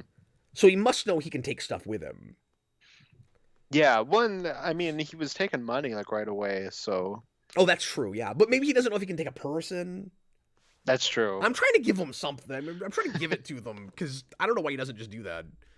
Again, unless it's that he's scared of hurting her somehow because those guys are. But again, if he's really impulsive, he might not think about that. He might be like, well, yeah, but I'm powerful. I can like, I got away from Sam Jackson once. I can do it again. Like, I want some attitude from this guy. Like Mm-hmm. like he's never gonna be a Power Ranger. He's not a teenager with enough attitude. Mm-hmm. But he does seem like absolutely. a teenager, even though he's 25. Yeah. Which is hilarious because we cast a kid to play him at 15, while Hayden Christensen looks like he's about the age that Tom Welling was when he played a 15-year-old Clark Kent. No, you're very true. and that makes me laugh. But at least they didn't shoot it in Vancouver. Again, I do appreciate that they went places. Yeah. No, Smallville didn't have enough money to go on top of the Sphinx. Okay, I don't think they actually went all the way to the top of the Sphinx. No, they talked to the head of Egypt, and they were like, okay, you can film there for like 20 minutes a day. You can ask it one question. May we film on your head? Yes. Wow, that was your... But first you must find the diamond in the rough. And then the rest of the movie is just flying around on a magic carpet? It's just Simon Kinberg hunting down his own Aladdin. Simon Kinberg's like, I will find the boy. And Sam Jackson as Jafar. That would have been a lot... That's true. Sam Jackson is Jafar. Simon Kinberg's more like the Iago. That would have been a lot better than the Jafar that they used in a live-action movie, who was nothing. Yes. No presence at all. I wish Sam Jackson had been Jafar. Doesn't make any sense at all. Because that's a Middle Eastern man. But I don't care. I wish it was Sam Jackson. We got Will Smith as the genie. Maybe. Yeah, but that's a supernatural creature, so... That's true. It can be anything. But one's blue. Look, maybe genies historically were black men that sometimes had blue faces. You don't know. It's possible. Yeah, I don't really know the history of Blueface and genies. Tom, how much longer is this movie? Oh my god, too long. See, you said off camera it's a mercy that this is an hour and a half, and I'm like, it doesn't feel like it, though. Mm-hmm. No, I mean, a mercy would be if it got canceled. Okay, some of the ADR here is embarrassing. They literally just got on microphones and went, It's like Megan Fox in Mortal Kombat 1. Wait, Megan Fox is in Mortal Kombat 1? Yes. I didn't terrible. know that. That's amazing. Yeah, I don't know why they hired Megan Fox, but she's awful in it. Yeah, so I thought this action scene was just really sudden and kind of out of nowhere. It's pretty jarring. Mm-hmm. And like we said earlier, like I get the dramatic premise, but you gotta, and I know I'm wanting a faster paced movie, but the places where we need to actually have a conversation, we're not doing that. And again, one note characters where this other guy has a really quick, easy backstory. They killed my family, so I want them all dead. But then is he supposed? That's kind of my big question with the character arc or the moral of the story or whatever is is this guy supposed to help prove Sam Jackson's point that they all go bad, or is it okay that he wants to kill these other guys because they're really, really evil? Like, I don't know where the movie comes down on the morality with some of this, and I don't think it's thought about it. Mm-hmm. Wouldn't that have still killed him? Like, he's not super strong. Yeah, that's a good point. I mean, I guess where it comes down on the morality is it's, it was always bad for them to try to blow these guys up with a detonator because our main character will ultimately save Sam Jackson. Mm-hmm. But up until you get to that point, it doesn't feel like we're supposed to be really ever against the sidekick guy until all of a sudden we decide to have a fight scene because he's okay with killing the girlfriend. But it was already bad that they both wanted to kill those other guys, right? Yeah. I will say, and so the girlfriend wasn't involved. Think about it. They just blow up the bad guys and the movie's over. Like, that's what would happen. Mm-hmm. It would be like a climax. That's what the 80s version of this movie would look like, is they got to break into their headquarters to blow them up. So I just think that's part of benefit. I laughed really hard when they teleport here and he goes, I hate Chechnya. It's so weird. But see, if we spent more time with him, like going to places and doing cool stuff, that's kind of a fun line because like he's been everywhere. Mm-hmm. I want to like that. Okay, that's a trope with teleporting in general, that people can teleport somewhere and everyone responds like they just ran there or showed up, and it doesn't occur to anybody that someone appearing out of nowhere is freaky and impossible. Mm-hmm. That's a big Smallville problem. Clark will, Of course. will super speed into a crowd of people and nobody notices. Yeah, I complained about that constantly during those streams. We do it over and over again. Where it's like, oh, there's people that were actually looking his way. Okay, so I feel like that line is supposed to be the thematic crux of this, and we just don't lean into it or get enough into the character work. So he says there's some things you can't jump from. Well, that's what the novel is supposed to be about, right? Like he's running from things, and no matter like how much he jumps all over the world, his problems will catch up to him. Mm-hmm. But that's not really what the movie's about. And even if you were gonna go this way, like, you would sell it a lot more if it was that like intense, like always on the run, Born Identity thing. Yeah, this you're looks right. Terrible, by the way. Because Sam Jackson, say that again. I just said this looks terrible. It's not good. And also, I don't think they communicate real well what's happening. Mm-hmm. Like, it took me a minute to realize that the apartment teleported.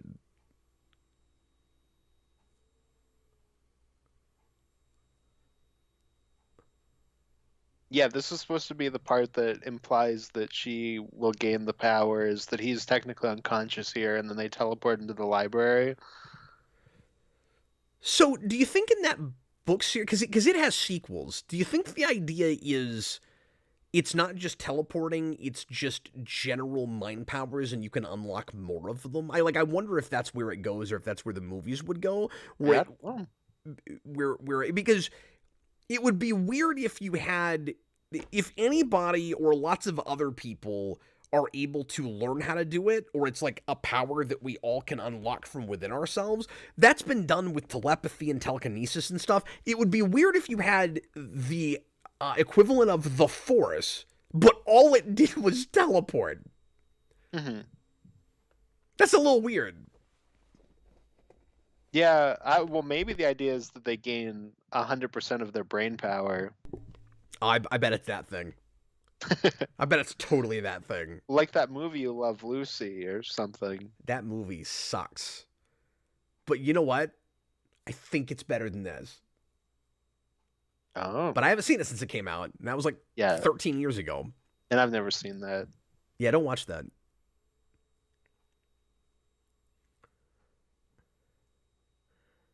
This music cue seems inappropriate. And by the way, this is just a bad soundtrack overall. Again, in the commentary, it's really telling how generic this movie is, because the composer has no idea what to do with it. In the commentary, they talk about how, like I said earlier, they're trying to be as far away from the standard superhero movie formula as possible. They also talk about how real-worldy it is and how it's not heightened. Mm-hmm. Okay. And then you got Sam Jackson with his big lightning stick that he's trolling around, and they're like, "Oh, this is not a heightened world." And then look at his hair. And okay, whatever. It's a really heightened movie. Look at his hair. No, I'm just saying they're pretending like they're trying to be as unstylized as possible, and I'm not saying that there's an interesting style, but it's very silly with some of the components they have beyond the teleporting to say that. Mm-hmm. And then it's scored like the most generic superhero movie you've ever seen. Yeah. So there's Kristen Stewart's cameo, and again, the idea is supposed to be that these two women, we haven't even talked about his mom at all. She is Diane Lane. That they're supposed to be big characters moving forward. And those are two actresses that could maybe play off each other and be interesting in scenes together. Yeah. And this is just 5 years before she'll be a Man of Steel? Yes, it's 5. I had to think about it for a second because I'm terrible. Speaking of 5. Okay. Did you have? I meant to say this earlier because this is one of the big points I wanted. I guess I have more to say about this movie than I thought I did. This is one of the big things that I wanted to complain about. If I was going to retitle this movie, I would call it I Was 5. Because Hayden Christensen and the other jumper say that line like 19 times a piece throughout the course of the movie. And he just said it again here. They cannot stop saying that. We make a big deal out of, we figure out we have our powers at 5. And I guess the big reveal at the end is supposed to be he teleported once when he was a kid, and then and again, we don't get into it, we don't talk about it. I guess the idea is supposed to be that he suppressed it or something, and then didn't realize he could do it until he got attacked by bullies. I don't know. I think that's what it's supposed to be. I think they talk about that in the commentary. It's not in the movie. They should have called it, I was attacked by bullies, parenthesis, and then learned how to teleport. Because I was 5! Because I was 5, yeah. But if it was called I Was 5, it would be confused with that I Am Number 4 or whatever movie. You would think that's a prequel. See, the sequel to I Am Number 4 is I Was 5!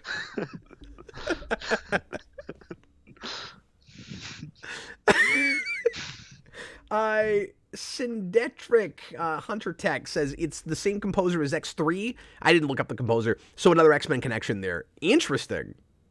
Yeah, I don't really remember the X3 score. So like I can't say if it's good or bad. And then the movie just kind of ends.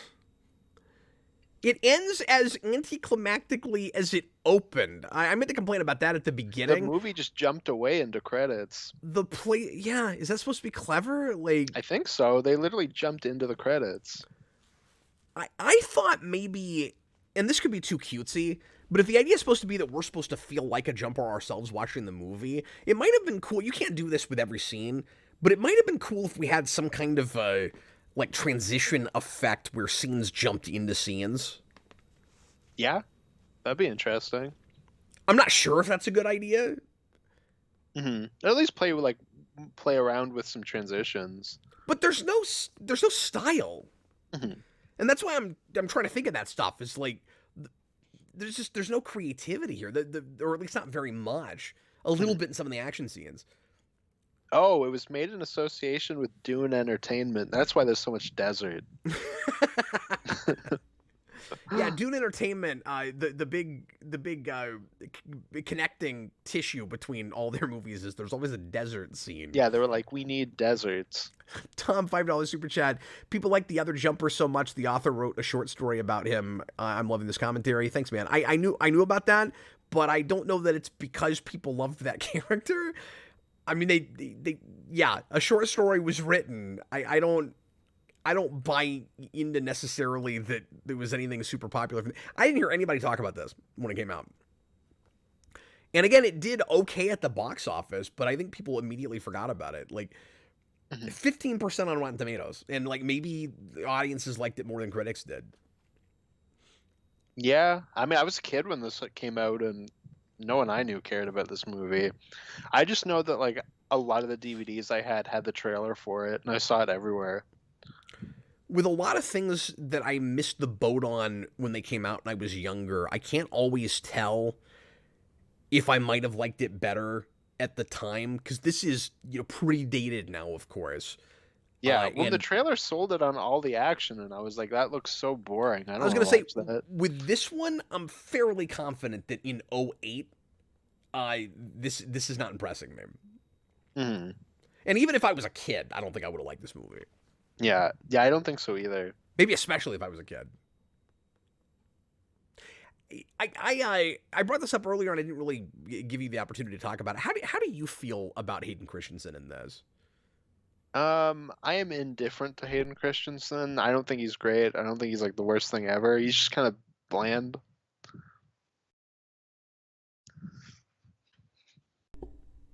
That's basically it. There's maybe not a lot to say. It's like, and again, he doesn't have much to work with. Do you feel like he needed some kind of a sidekick type character earlier in the movie? Like, it feels like it is desperate for him to have someone to talk to. Yeah, I can see that. Well, that's what the Jamie Pell character should be, but maybe he comes in too late. And even when he comes in, it isn't. Like, Mhm, he gives some exposition here and there, but they don't really have conversations, mhm. or at least not enough. Yeah, no, very true. And it's odd that when he's first introduced, or at least when Hayden Christensen first meets him, he comes in and he very, very concisely, and there's not much more to say beyond this because it's the the mythology is as surface level as the characters. He comes in and he's like, "Well, we can teleport, and there's these paladin guys, and they want to kill us. Bye." And he just disappears. Yep. Tom, $5 super chat. We talked about this before you even put the super chat in, I think. But he says, "Strange but true. YouTube Premium made a spinoff TV show called Impulse." Well, I didn't mention the name of it because I couldn't remember that. That's the name of the sequel book, and it's just kind of odd that they did that because this had almost nothing to do with that book past the opening scenes. Hmm. But he said it's about unrelated characters, and I did know Well, that. I guess Jumper wasn't a title you could sell it on. Yeah, I wonder how many people watched that show and had no idea that it was a sequel to anything. Hmm. I would imagine at least dozens out of the dozens that watched it. Tens. Sorry, tens out of the dozens. Tens out Right, of the you're dozens. right. I'm sorry. That's where I would have gone with that. Yeah. Maybe fives. Fives of the tens. Well, we got through it. I'm telling you, that felt like 3 hours to me. Yep. But we got there. Okay, let's go ahead and do our tweet length reviews. We actually put feelers out this week. Austin, thanks for reminding me to do that. Well, Austin, would you mind pulling up the ones on Discord? Yeah, there's only one. Okay, and then there's only one? Yeah. And then there's two on the Patreon. There's two on Patreon. Yeah, well, if you'll read the Discord one, I'll read the Patreon ones. Okay. And then we'll do our rating, which will probably not shock anybody what we end up with. But go ahead, Austin. Okay, so from Mad Tom the Mad, so Tom, we have a perfect example of how to do the reluctant hero story, and one of my favorites. Does this count as a superhero movies? I rate it a solid superhero. Sorry, it rate was spelled weird. So, anyways, Oh wow, so you really likes this movie, and we just ripped it all to shreds. yes. Apologies, Tom. But you know, you like what you like. Yes, it does count as a superhero movie. Yep. And again, I think by default, like and I don't mean to, let what creators say about their own work inform the work too much. But like, not knowing anything, this is marketed real hard as a superhero movie. It's falling into all the tropes we talked about. He is more or less of an altruistic hero by the end of this. And then in the commentary, they just go on and on and on about how they're subverting superhero movies. Like that's what they want to be making, apparently. Mm-hmm. No, I'm with And then you. Simon Kimber got to continue subverting superhero movies. I mean, I shook my head just like you just did while listening to that commentary, and I almost shook my head right off. One reply: it's a perfect movie if you're 13, your favorite X-Man is Nightcrawler, you have a crush on Rachel Bilson, and the current year is 2008. Under any other circumstance, stay far, far away. Supervillain. What if you have a crush on Michael Rooker instead? Well, I mean, there's a lot of movies to choose from, and he's not Yeah, in a he's lot actually of it. in them. And he beats his kid? Question mark. Well, I mean, it would like if you have a crush on Michael Rooker, you'd maybe want to see that. Just go watch Henry no. Portrait of a Serial Killer. No, stop talking. Austin, something else that we didn't talk about is you brought up Ghost Rider. I was noticing a lot of comparisons to Daredevil. Yes. Particularly stylistically, visually, and structurally. So, Mhm. like, it opens with the kid getting bullied and then getting his power and then dealing with his power, just like that movie does. It has an opening voiceover. We start with our adult main character before we jump back, so we don't confuse the audience about who the big actor you came to see is. It does that whole thing. I think there are places where the direction is a lot like what Mark Steven Johnson did, which is why I was shocked to find out who made this, because it doesn't look as competent as his other movies, which kind of suggests that he was also checked out. And I have a theory about why that might be, because he does an interview when the movie is first announced that makes it sound like he's planning to adapt the book, like, straight up. Oh, so it's one of those. And then he's not allowed to do that, but he stays on the project anyway. That's the sense I get. Yeah. And of course, he puts on a nice game face for the commentary, but Kinberg does a lot of the talking. Yikes. Yeah, that did not sound like a comfortable room. Something else that was... Should I mention the really disturbing thing that Kinberg said? Yes, you should, because you told me this, and I was like, wow. I can't believe you said that on this commentary. And the commentary was a lot more interesting than the movie, and it was also boring in a lot of places, because they just kept saying the same thing over and over again. And they didn't even really talk about how the movie was made so much as... It's that pretentious thing where they kept telling me what it's about, but they... Kind of, but like it's not really about very much. So it's a writer's commentary. Yeah, pretty much. Kinberg starts talking about how he was going a bridge too far in how anti-hero he was making David, and in making him amoral, with that thing I mentioned a little while ago, I started to bring this up. I don't think I finished the point, where he wanted to go, Austin, I'm glad I brought this up so I can finish this. He wanted to go all the way to having David abandon Millie and just let the bad guys have her. He was going to go that far, just to subvert the superhero thing and go, no, look, it's not a superhero, he's doing horrible things. Okay? Like, I don't know what's interesting about that. Like, just because he's bad, but somehow we're still supposed to like him? I don't know. Anyway, and then he says this curious thing where he goes, being a part of Hollywood. So he says that at that time he lives in New York, but he is still like part of the Hollywood machine. He says, being in that world, our morality tends to be very skewed. And he says it's difficult sometimes to know how far to take a character because our morality is skewed. And somebody in the room laughs and he goes, no, really, it is. And then and remember people he's worked with. Singer, etc. And I'm wondering if he's thinking about these people at all, because then he says some really messed up stuff happens in that town. It really does. And I'm like, wow, that's the most telling thing I've ever heard in a commentary. That's insane. Kat messaged me that and I was like, wow. Okay.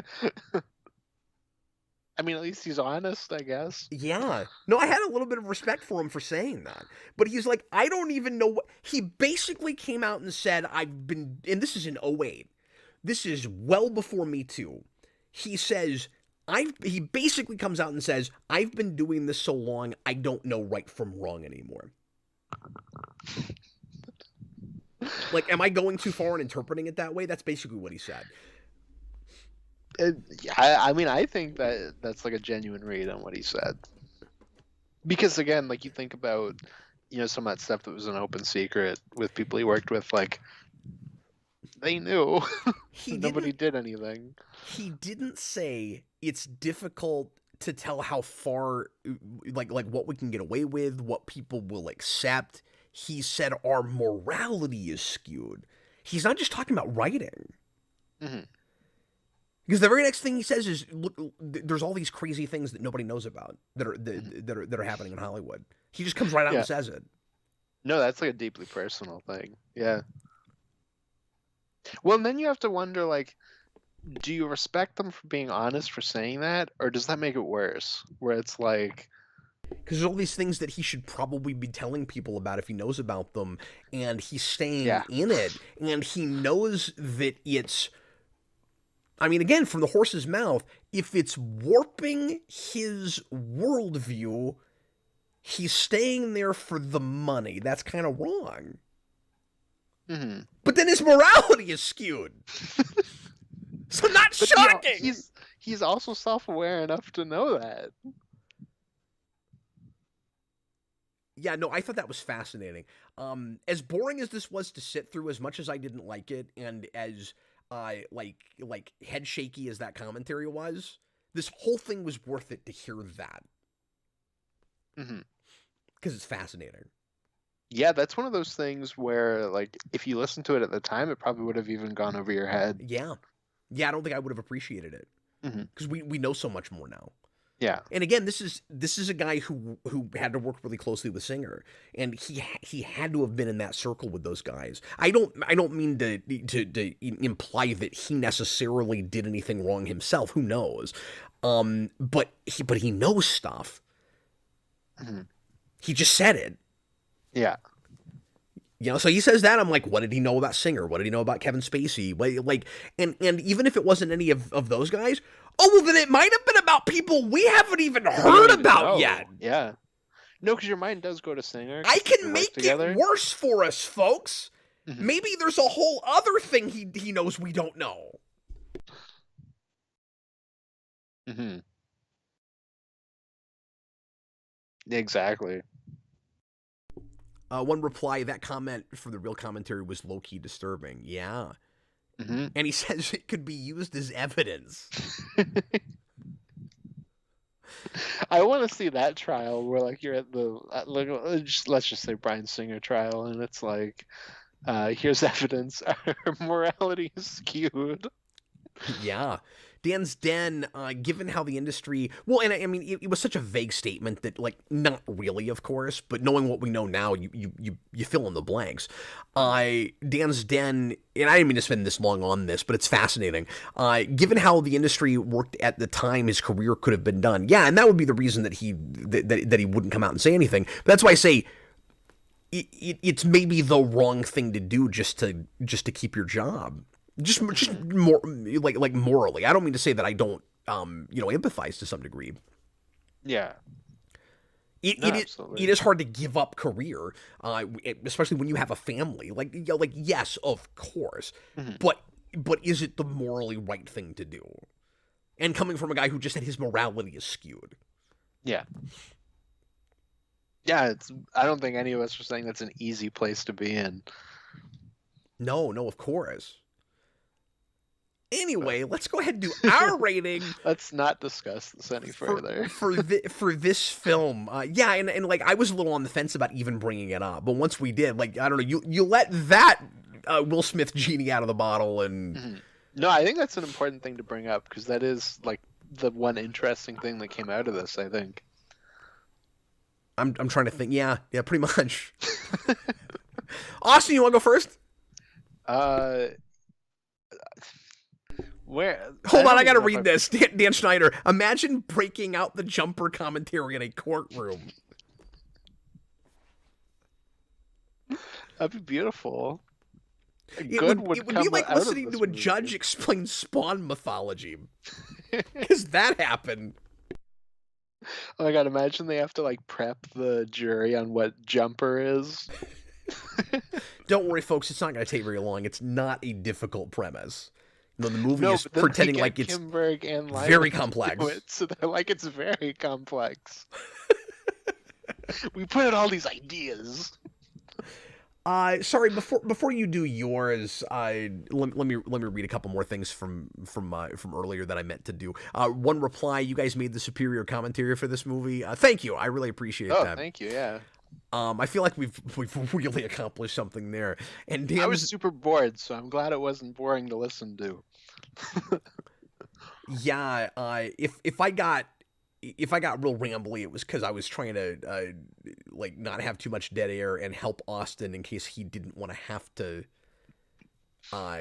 think too much about this movie. Because yeah, you're welcome, Austin. Thank you. I, Like a very much. I wanted to do the heavy lifting for Austin because otherwise he might not come back. Hmm. No, this is my last show. Dan's Den. I'm This jumping away. he did a tweet length review, so I'll read it. He says this movie is incomprehensible, and yet somehow it's about as dull as staring at a blank wall. 1 out of 5. Yeah, it's not the BVS thing where it's like fascinatingly bad. Yeah, like BVS is a bad movie, but like even in the Snyder DC stuff, it's one of the more interesting to watch, I think. Even if it's just really bad. I can go back to it for like, especially for certain scenes that are just like wild and out there. Mm-hmm. That will be a fun one for us to do a commentary on, especially because I've already done like the really link, because I did a 5-hour review of that written. I've done the scene by scene breakdown of all of the stuff that seems nonsensical and I don't understand with that. When we do, I'm gonna be a little more loosey goosey when we do it because I've already done the analysis. You've already done like an 18-hour analysis of that movie. Yeah, exactly. So it'll be kind of fun to do, I think. Mm-hmm. I'm sort of looking forward to that one with you. Get ready for my like 20-minute rant about how I'm done with the Martha jokes when we get there. Yeah, absolutely. You know what I'm not done with though? What's that? Complaining about the tornado. I'll never be done with that. Well, that's Man of Steel. Oh, that's true. That is Man of Steel. That's not even the right movie. Get out of here. Okay, well, you know what though? Any opportunity to complain about that, I'll do it in BVS too. Whatever. No, you're right. That is Man of Steel. What the hell am I talking about? You know what I hate about BVS? When Superman the friggin' tornado! Leave me alone! I just had to talk all the way through Jumper. That's true. That's true. Which was not Snyder long, but felt like it. Mm-hmm. So I'll jump straight to my rating. Please I was do. kind of back and forth. I think I'm going to give it a nemesis off this viewing because, man, it was boring and hard to get through. I wasn't sure if I would go that far until doing this viewing and breaking it down with you, Austin, but that's where I'm at. It is nemesis bad. Yeah, I was on the supervillain train, and then the more we talked about it, I was like, you know what? This might edge out some of the other like bad ones we've watched so far. I thought I was too, but when the only redeeming things I can find are a couple of choices in your action sequences, I don't have a much much to go with. Like, the only redeeming value is that Simon Kinberg like hinted at weird things in Hollywood. Nah, I gotta give it nemesis. Yeah. Well, folks, we really appreciate you hanging out with us and suffering through this movie with us, or just listening to us talk about over it, which I'm sure is what most folks did. We're going to go ahead now and spin the wheel for our 20th show. There is a part of me that is hoping that the one, and I'll read you guys the choices here. Do I have a... one reply just fixed his thing. He says he's giving it a nemesis because he thought supervillain was the lowest. Oh yeah, we should break that down for folks that don't know. So the very top, the best you can get is a legend, and then it's a 5-point system. It's legend, it's superhero, it's hero. So that's the middle place, and then it drops to supervillain. So there's no straight up villain, supervillain, and then nemesis. Mm-hmm. Yep. Okay, I didn't set this up so that you guys will be able to see the wheel. I don't think. So I'll just read you guys what's here, and then you'll have to trust me when it comes up, and that's what we got. Well, what I was gonna say is next month, Austin and I are doing a bunch of Batman stuff for Bat May. We're doing kind of a theme month, and so I'm kind of hoping that the one Batman thing comes up on the wheel. And we could have made this just Batman stuff, but we decided this before we realized it was going to be in May. That for our 20th show, we wanted to each pick 5 movies and spin a wheel and not know what we're doing until you guys find out. Yeah, and just things that we both really love because we knew we had Jumper, and then the last one with Powerpuff Girls movie was kind of weird because it's one that Cap really loves and it's one that I didn't. Yeah. So that's like that kind of divisive thing between us. So it was like, let's do something we both really are glowing about. And we didn't know how Jumper was going to be, but especially since we both really disliked it, it'll be nice to turn around and do something. So this isn't just each 5 movies that and Austin kind of just alluded to it, that the person that picked them really likes. both of us, at least to some degree, like everything that's on this wheel, I think. Yeah, we both tried to pick things that we both like to love. I will say I don't think either of us is as high as like I used to be on Watchmen. I forgot that was on your list. It is on my list, but a lot of that's because I've meant to do it forever. Yeah, And I still like that movie. It's maybe the lesser of the five, hmm just in quality now. I didn't have a good viewing with it the last time I watched it. yeah, for sure. That used to be in my top 10. I don't think it is anymore. And not just because I've turned on Snyder with other things he made later. Although realizing some of his issues in directing with movies later probably doesn't help that movie hold up. Well, and it's funny because I feel like if we watch it, you'll probably like it less talking about it with me. But Oh, I'm sure. I also like that movie fine. I just have like a ton of issues with it. Tom, $5 super chat. Why is it not supervillain, villain, citizen, hero, and superhero? Because I wrote it and you didn't. I think is the answer. That was the most Jamie Lee Curtis answer you could have given. Really? There's this interview thing with her that kills me every time I hear it. So there was like a big meme that people made with how much she says trauma in the new Halloween movies. And there's an interview with her for Halloween Ends where she's like, yeah, I've seen your little trauma videos, but the movie made a S ton of money. Oh, yeah, I've seen that. F you. Yeah, no, I remember that quote now. It's beautiful. No, I can kind of see the citizen thing. I didn't want the middle one to be neutral, though. Like, a hero is a movie that is, like, fine. Yeah. Like if you said citizen, that kind of suggests you're wishy-washy and you can't pick one. Mm-hmm. You know what I mean? Like, I want it to still positive list. It's on the positive side. Yeah. You know, it's like a 2 on the old 0 to 4 scale. Mm-hmm. Or like a 2.5. Yeah. No, I exactly. gave a lot of things 2.5s. Mm-hmm. You should be happy we have a more positive ranking. There's 3 positives, 2 negatives. Exactly. We're just really positive here. As Exactly. I want to smash this up against a wall, you know, but I won't because I just spent $11 on it. Anyway, let me read this list down. So the movies that Austin picked are Spider-Man: Homecoming. Some of these are big heavy hitter things. Iron Man, Kick-Ass, Dread, and I can't believe he picked this and I didn't. Austin's other movie is my favorite superhero B movie of all time, The Return of Captain Invincible. And that'll be wonderful if that comes up. Captain Invincible is, for people that don't know, is an 80s Australian-American film that is a really disjointed musical. But the story is, like, shockingly decent for what it is. Mm-hmm. Yeah, that was a movie I had seen the Christopher Lee song from, like, years before I even found out what that movie was, because I did a research project on him in high school, and we had to, like, present 3 scenes, because it was like we had to do, like, a written paper and then present what we learned.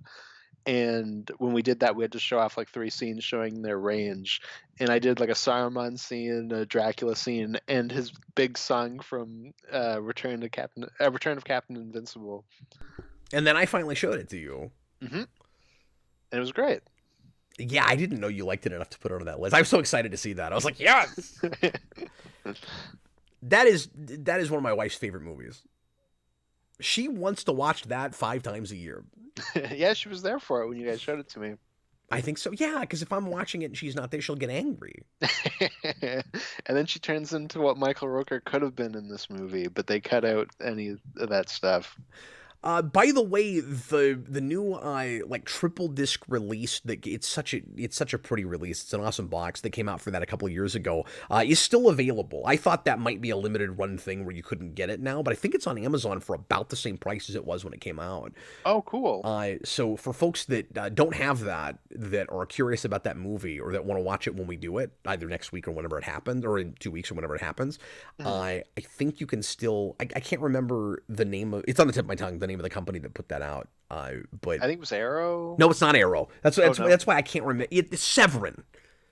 It Oh. just came to me. It's Severin. Oh, that's probably why it wasn't a limited thing then. If it wasn't Arrow. Yeah, well, Severin does kind of limited things too. That's still like a smaller like art house boutique kind of play. I say art house. I think they re-release a lot of B movies B and stuff movie like stuff.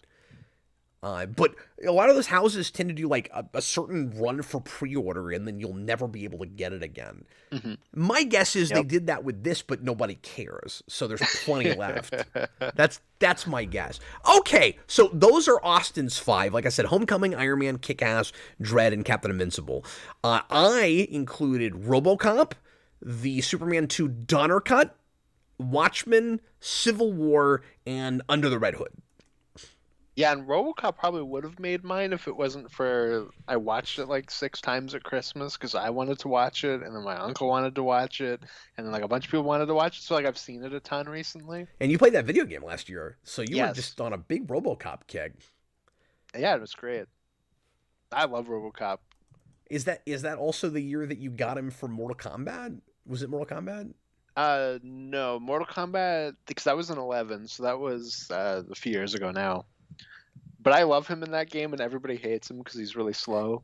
I couldn't remember how long ago that was. Mm-hmm. Yeah, Yeah, because they did RoboCop, Terminator, and Rambo, Oh, I forgot they did Rambo. That's crazy. and Spawn. And Terminator was Terminator was the elderly Terminator from the worst Terminator movie. Well, it's awkward because it's the elderly Terminator, and for Rambo and RoboCop, they got Peter Weller and Stallone, but they didn't get Arnold for Terminator. So it's like, oh. It's cool they got Stallone though. I'm actually surprised by that. Hmm. Peter Yeah, it Peter is. Weller does a lot of voice work, so that's not surprising. No, of course. I just mean like it's lame that they got those guys, but didn't get Arnold for it, Yeah. and it's old Terminator. No, Stallone kind of shocks me though. Mhm. Okay, I'm gonna spin the wheel. Here we go. Let's find out what we're gonna get here, and it is Austin. I'm sorry after what you just said. It is RoboCop. I mean, I love RoboCop. That's fine. I will watch RoboCop again. That's one of my favorite movies. So we're doing RoboCop next time. That is a movie that I've done a commentary on before. A few of these are, I guess, but it's been forever, and it was before I really knew that movie very well. Not that I go back to it a ton, but I did the written analysis back in the day, and I think that's an excellent science fiction film. I'm It's gonna got try a and brilliant score. That movie's like just kind of perfect. did I send you that amazing like country western rendition Yeah. of the theme? Bum bum bum bum bum bum bum bum. Bum. It's so good. Yes, because that was like when I was Everybody look playing that the up on game. YouTube. It's cool. I think that was when I was playing the game, and you were like, "Oh, check this out."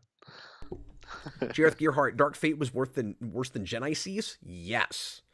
Then Guinness. I don't. Those are the only two I haven't seen out of Terminator. Yeah, so- he did write Guinness, but I thought I would the pronounce it. Guinness Book of World Records. I thought I would pronounce it properly. Genesis. Genesis or whatever. However weird they spell it. in that They movie. spelled it goofy. Yeah, you've never seen that? No, I haven't seen either of those last two. I almost want a blind commentary Genesis with you, just because. I mean, I'd probably have more fun. I feel like from what I've seen. Yeah, you would, because that's that nostalgia bait thing before everybody was doing it. Where you Well, just because it looks dumb. where you just got to go back and do all the greatest hits. I want to see Arnold walking around with a big teddy bear. And Arnold, getting all of the technobabble that he can't pronounce. That's funny because I haven't seen that in so long. I didn't even remember the teddy bear thing. Yeah, that was like a big thing they sold it on, was that they did the Guns N' Roses joke from 2, but he has a teddy bear, which isn't a joke. It's just he has a teddy bear in a gun. Or a gun in a teddy bear, not a teddy bear in a gun. Look, the rabbits go to the dealers. Mhm. All I remember about Tell that me movie. about bears and rabbits. All I remember about that movie is it's just the end of Back to the Future 2, but the whole movie. Where Oh. we just go back to the big scenes. Hmm. That sounds about right. And all I know is that Arnold becomes a T-1000 at the end. I didn't remember that either. Look, stop spoiling this movie for me that you've not seen that I have. All right, let's get going. Everybody, thanks a lot for watching. We sure appreciate it. So RoboCop in 2 weeks, that'll be our big 20th episode. I can't believe we've already done 19 of these. It's crazy, yeah. And the big 20 is RoboCop. That's great. And then we'll probably have a requested review for 21. We've had some takers on that. And quick plug for that, patreon.com/geekvolution. We've got a $30 tier now where you can do a request for this show or for our show, The Request, where we'll do a commentary on any kind of movie you want us to do. $15 tier gets you a review for that show. Where we just talk about a movie instead of doing a commentary on it. And at the $10 tier, you can become a Superhero Rewind producer, which gives you a few different perks. And one of them is you get your name read at the end of every show, $10 and above. And I'm going to read all those names right now because you guys are great and you deserve it. And I also appreciate all of our other patrons as well, just not enough to read your name. So now I'm going to read them. You said it, not me.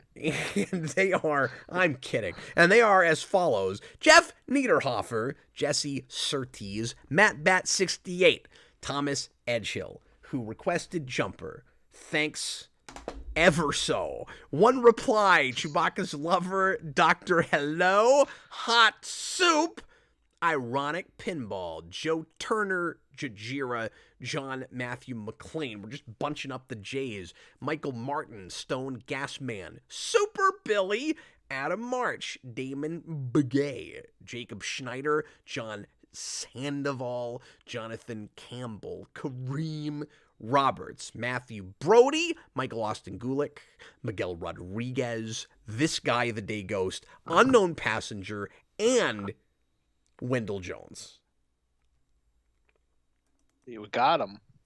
I think next time I'm going to try to read them like 3 times faster. I was going to say, like, come on, you're going at jumper speed here.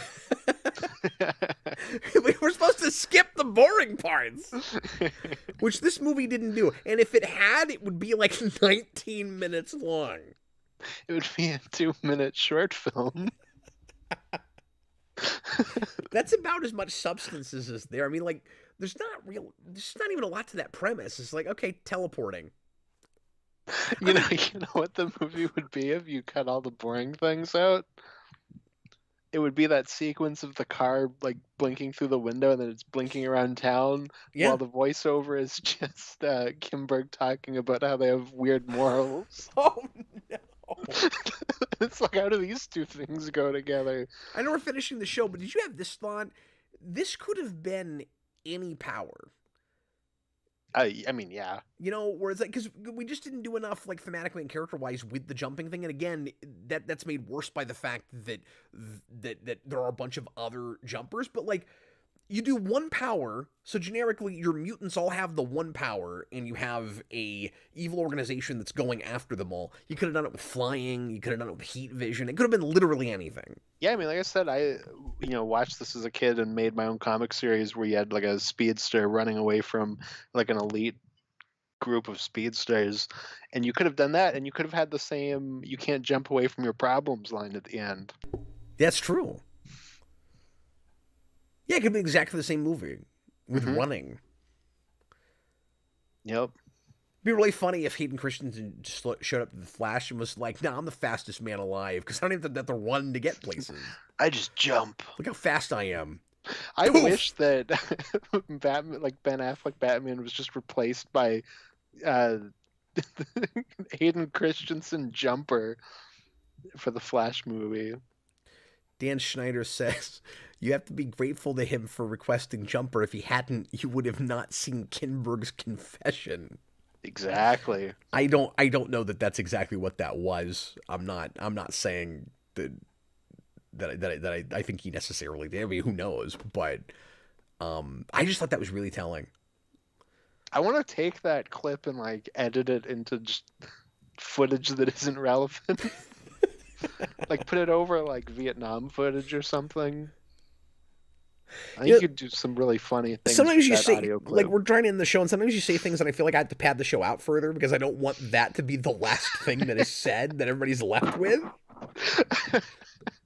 I'm sorry. All right, thanks a lot for watching. Please ignore the last thing Austin says in a video. It's probably off color and offensive, and but not as offensive as Jumper being the first movie that gets to shoot in the Coliseum in 50 years. Okay, I Yeah. can't deal with that. That's just The not Vatican right. has skewed morals for doing that. Yeah, skewed morals. You don't have a sense of right and wrong if you If you waste let that Jump be the on this first thing material. filmed there. Thanks a lot for being here, guys. This was legitimately more fun than I thought it was going to be. We will be back again in 2 weeks for RoboCop. Looking forward to it. In the meantime, I was Captain Logan, and this was Austin the Day Ghost. Bye, everybody. Later, folks.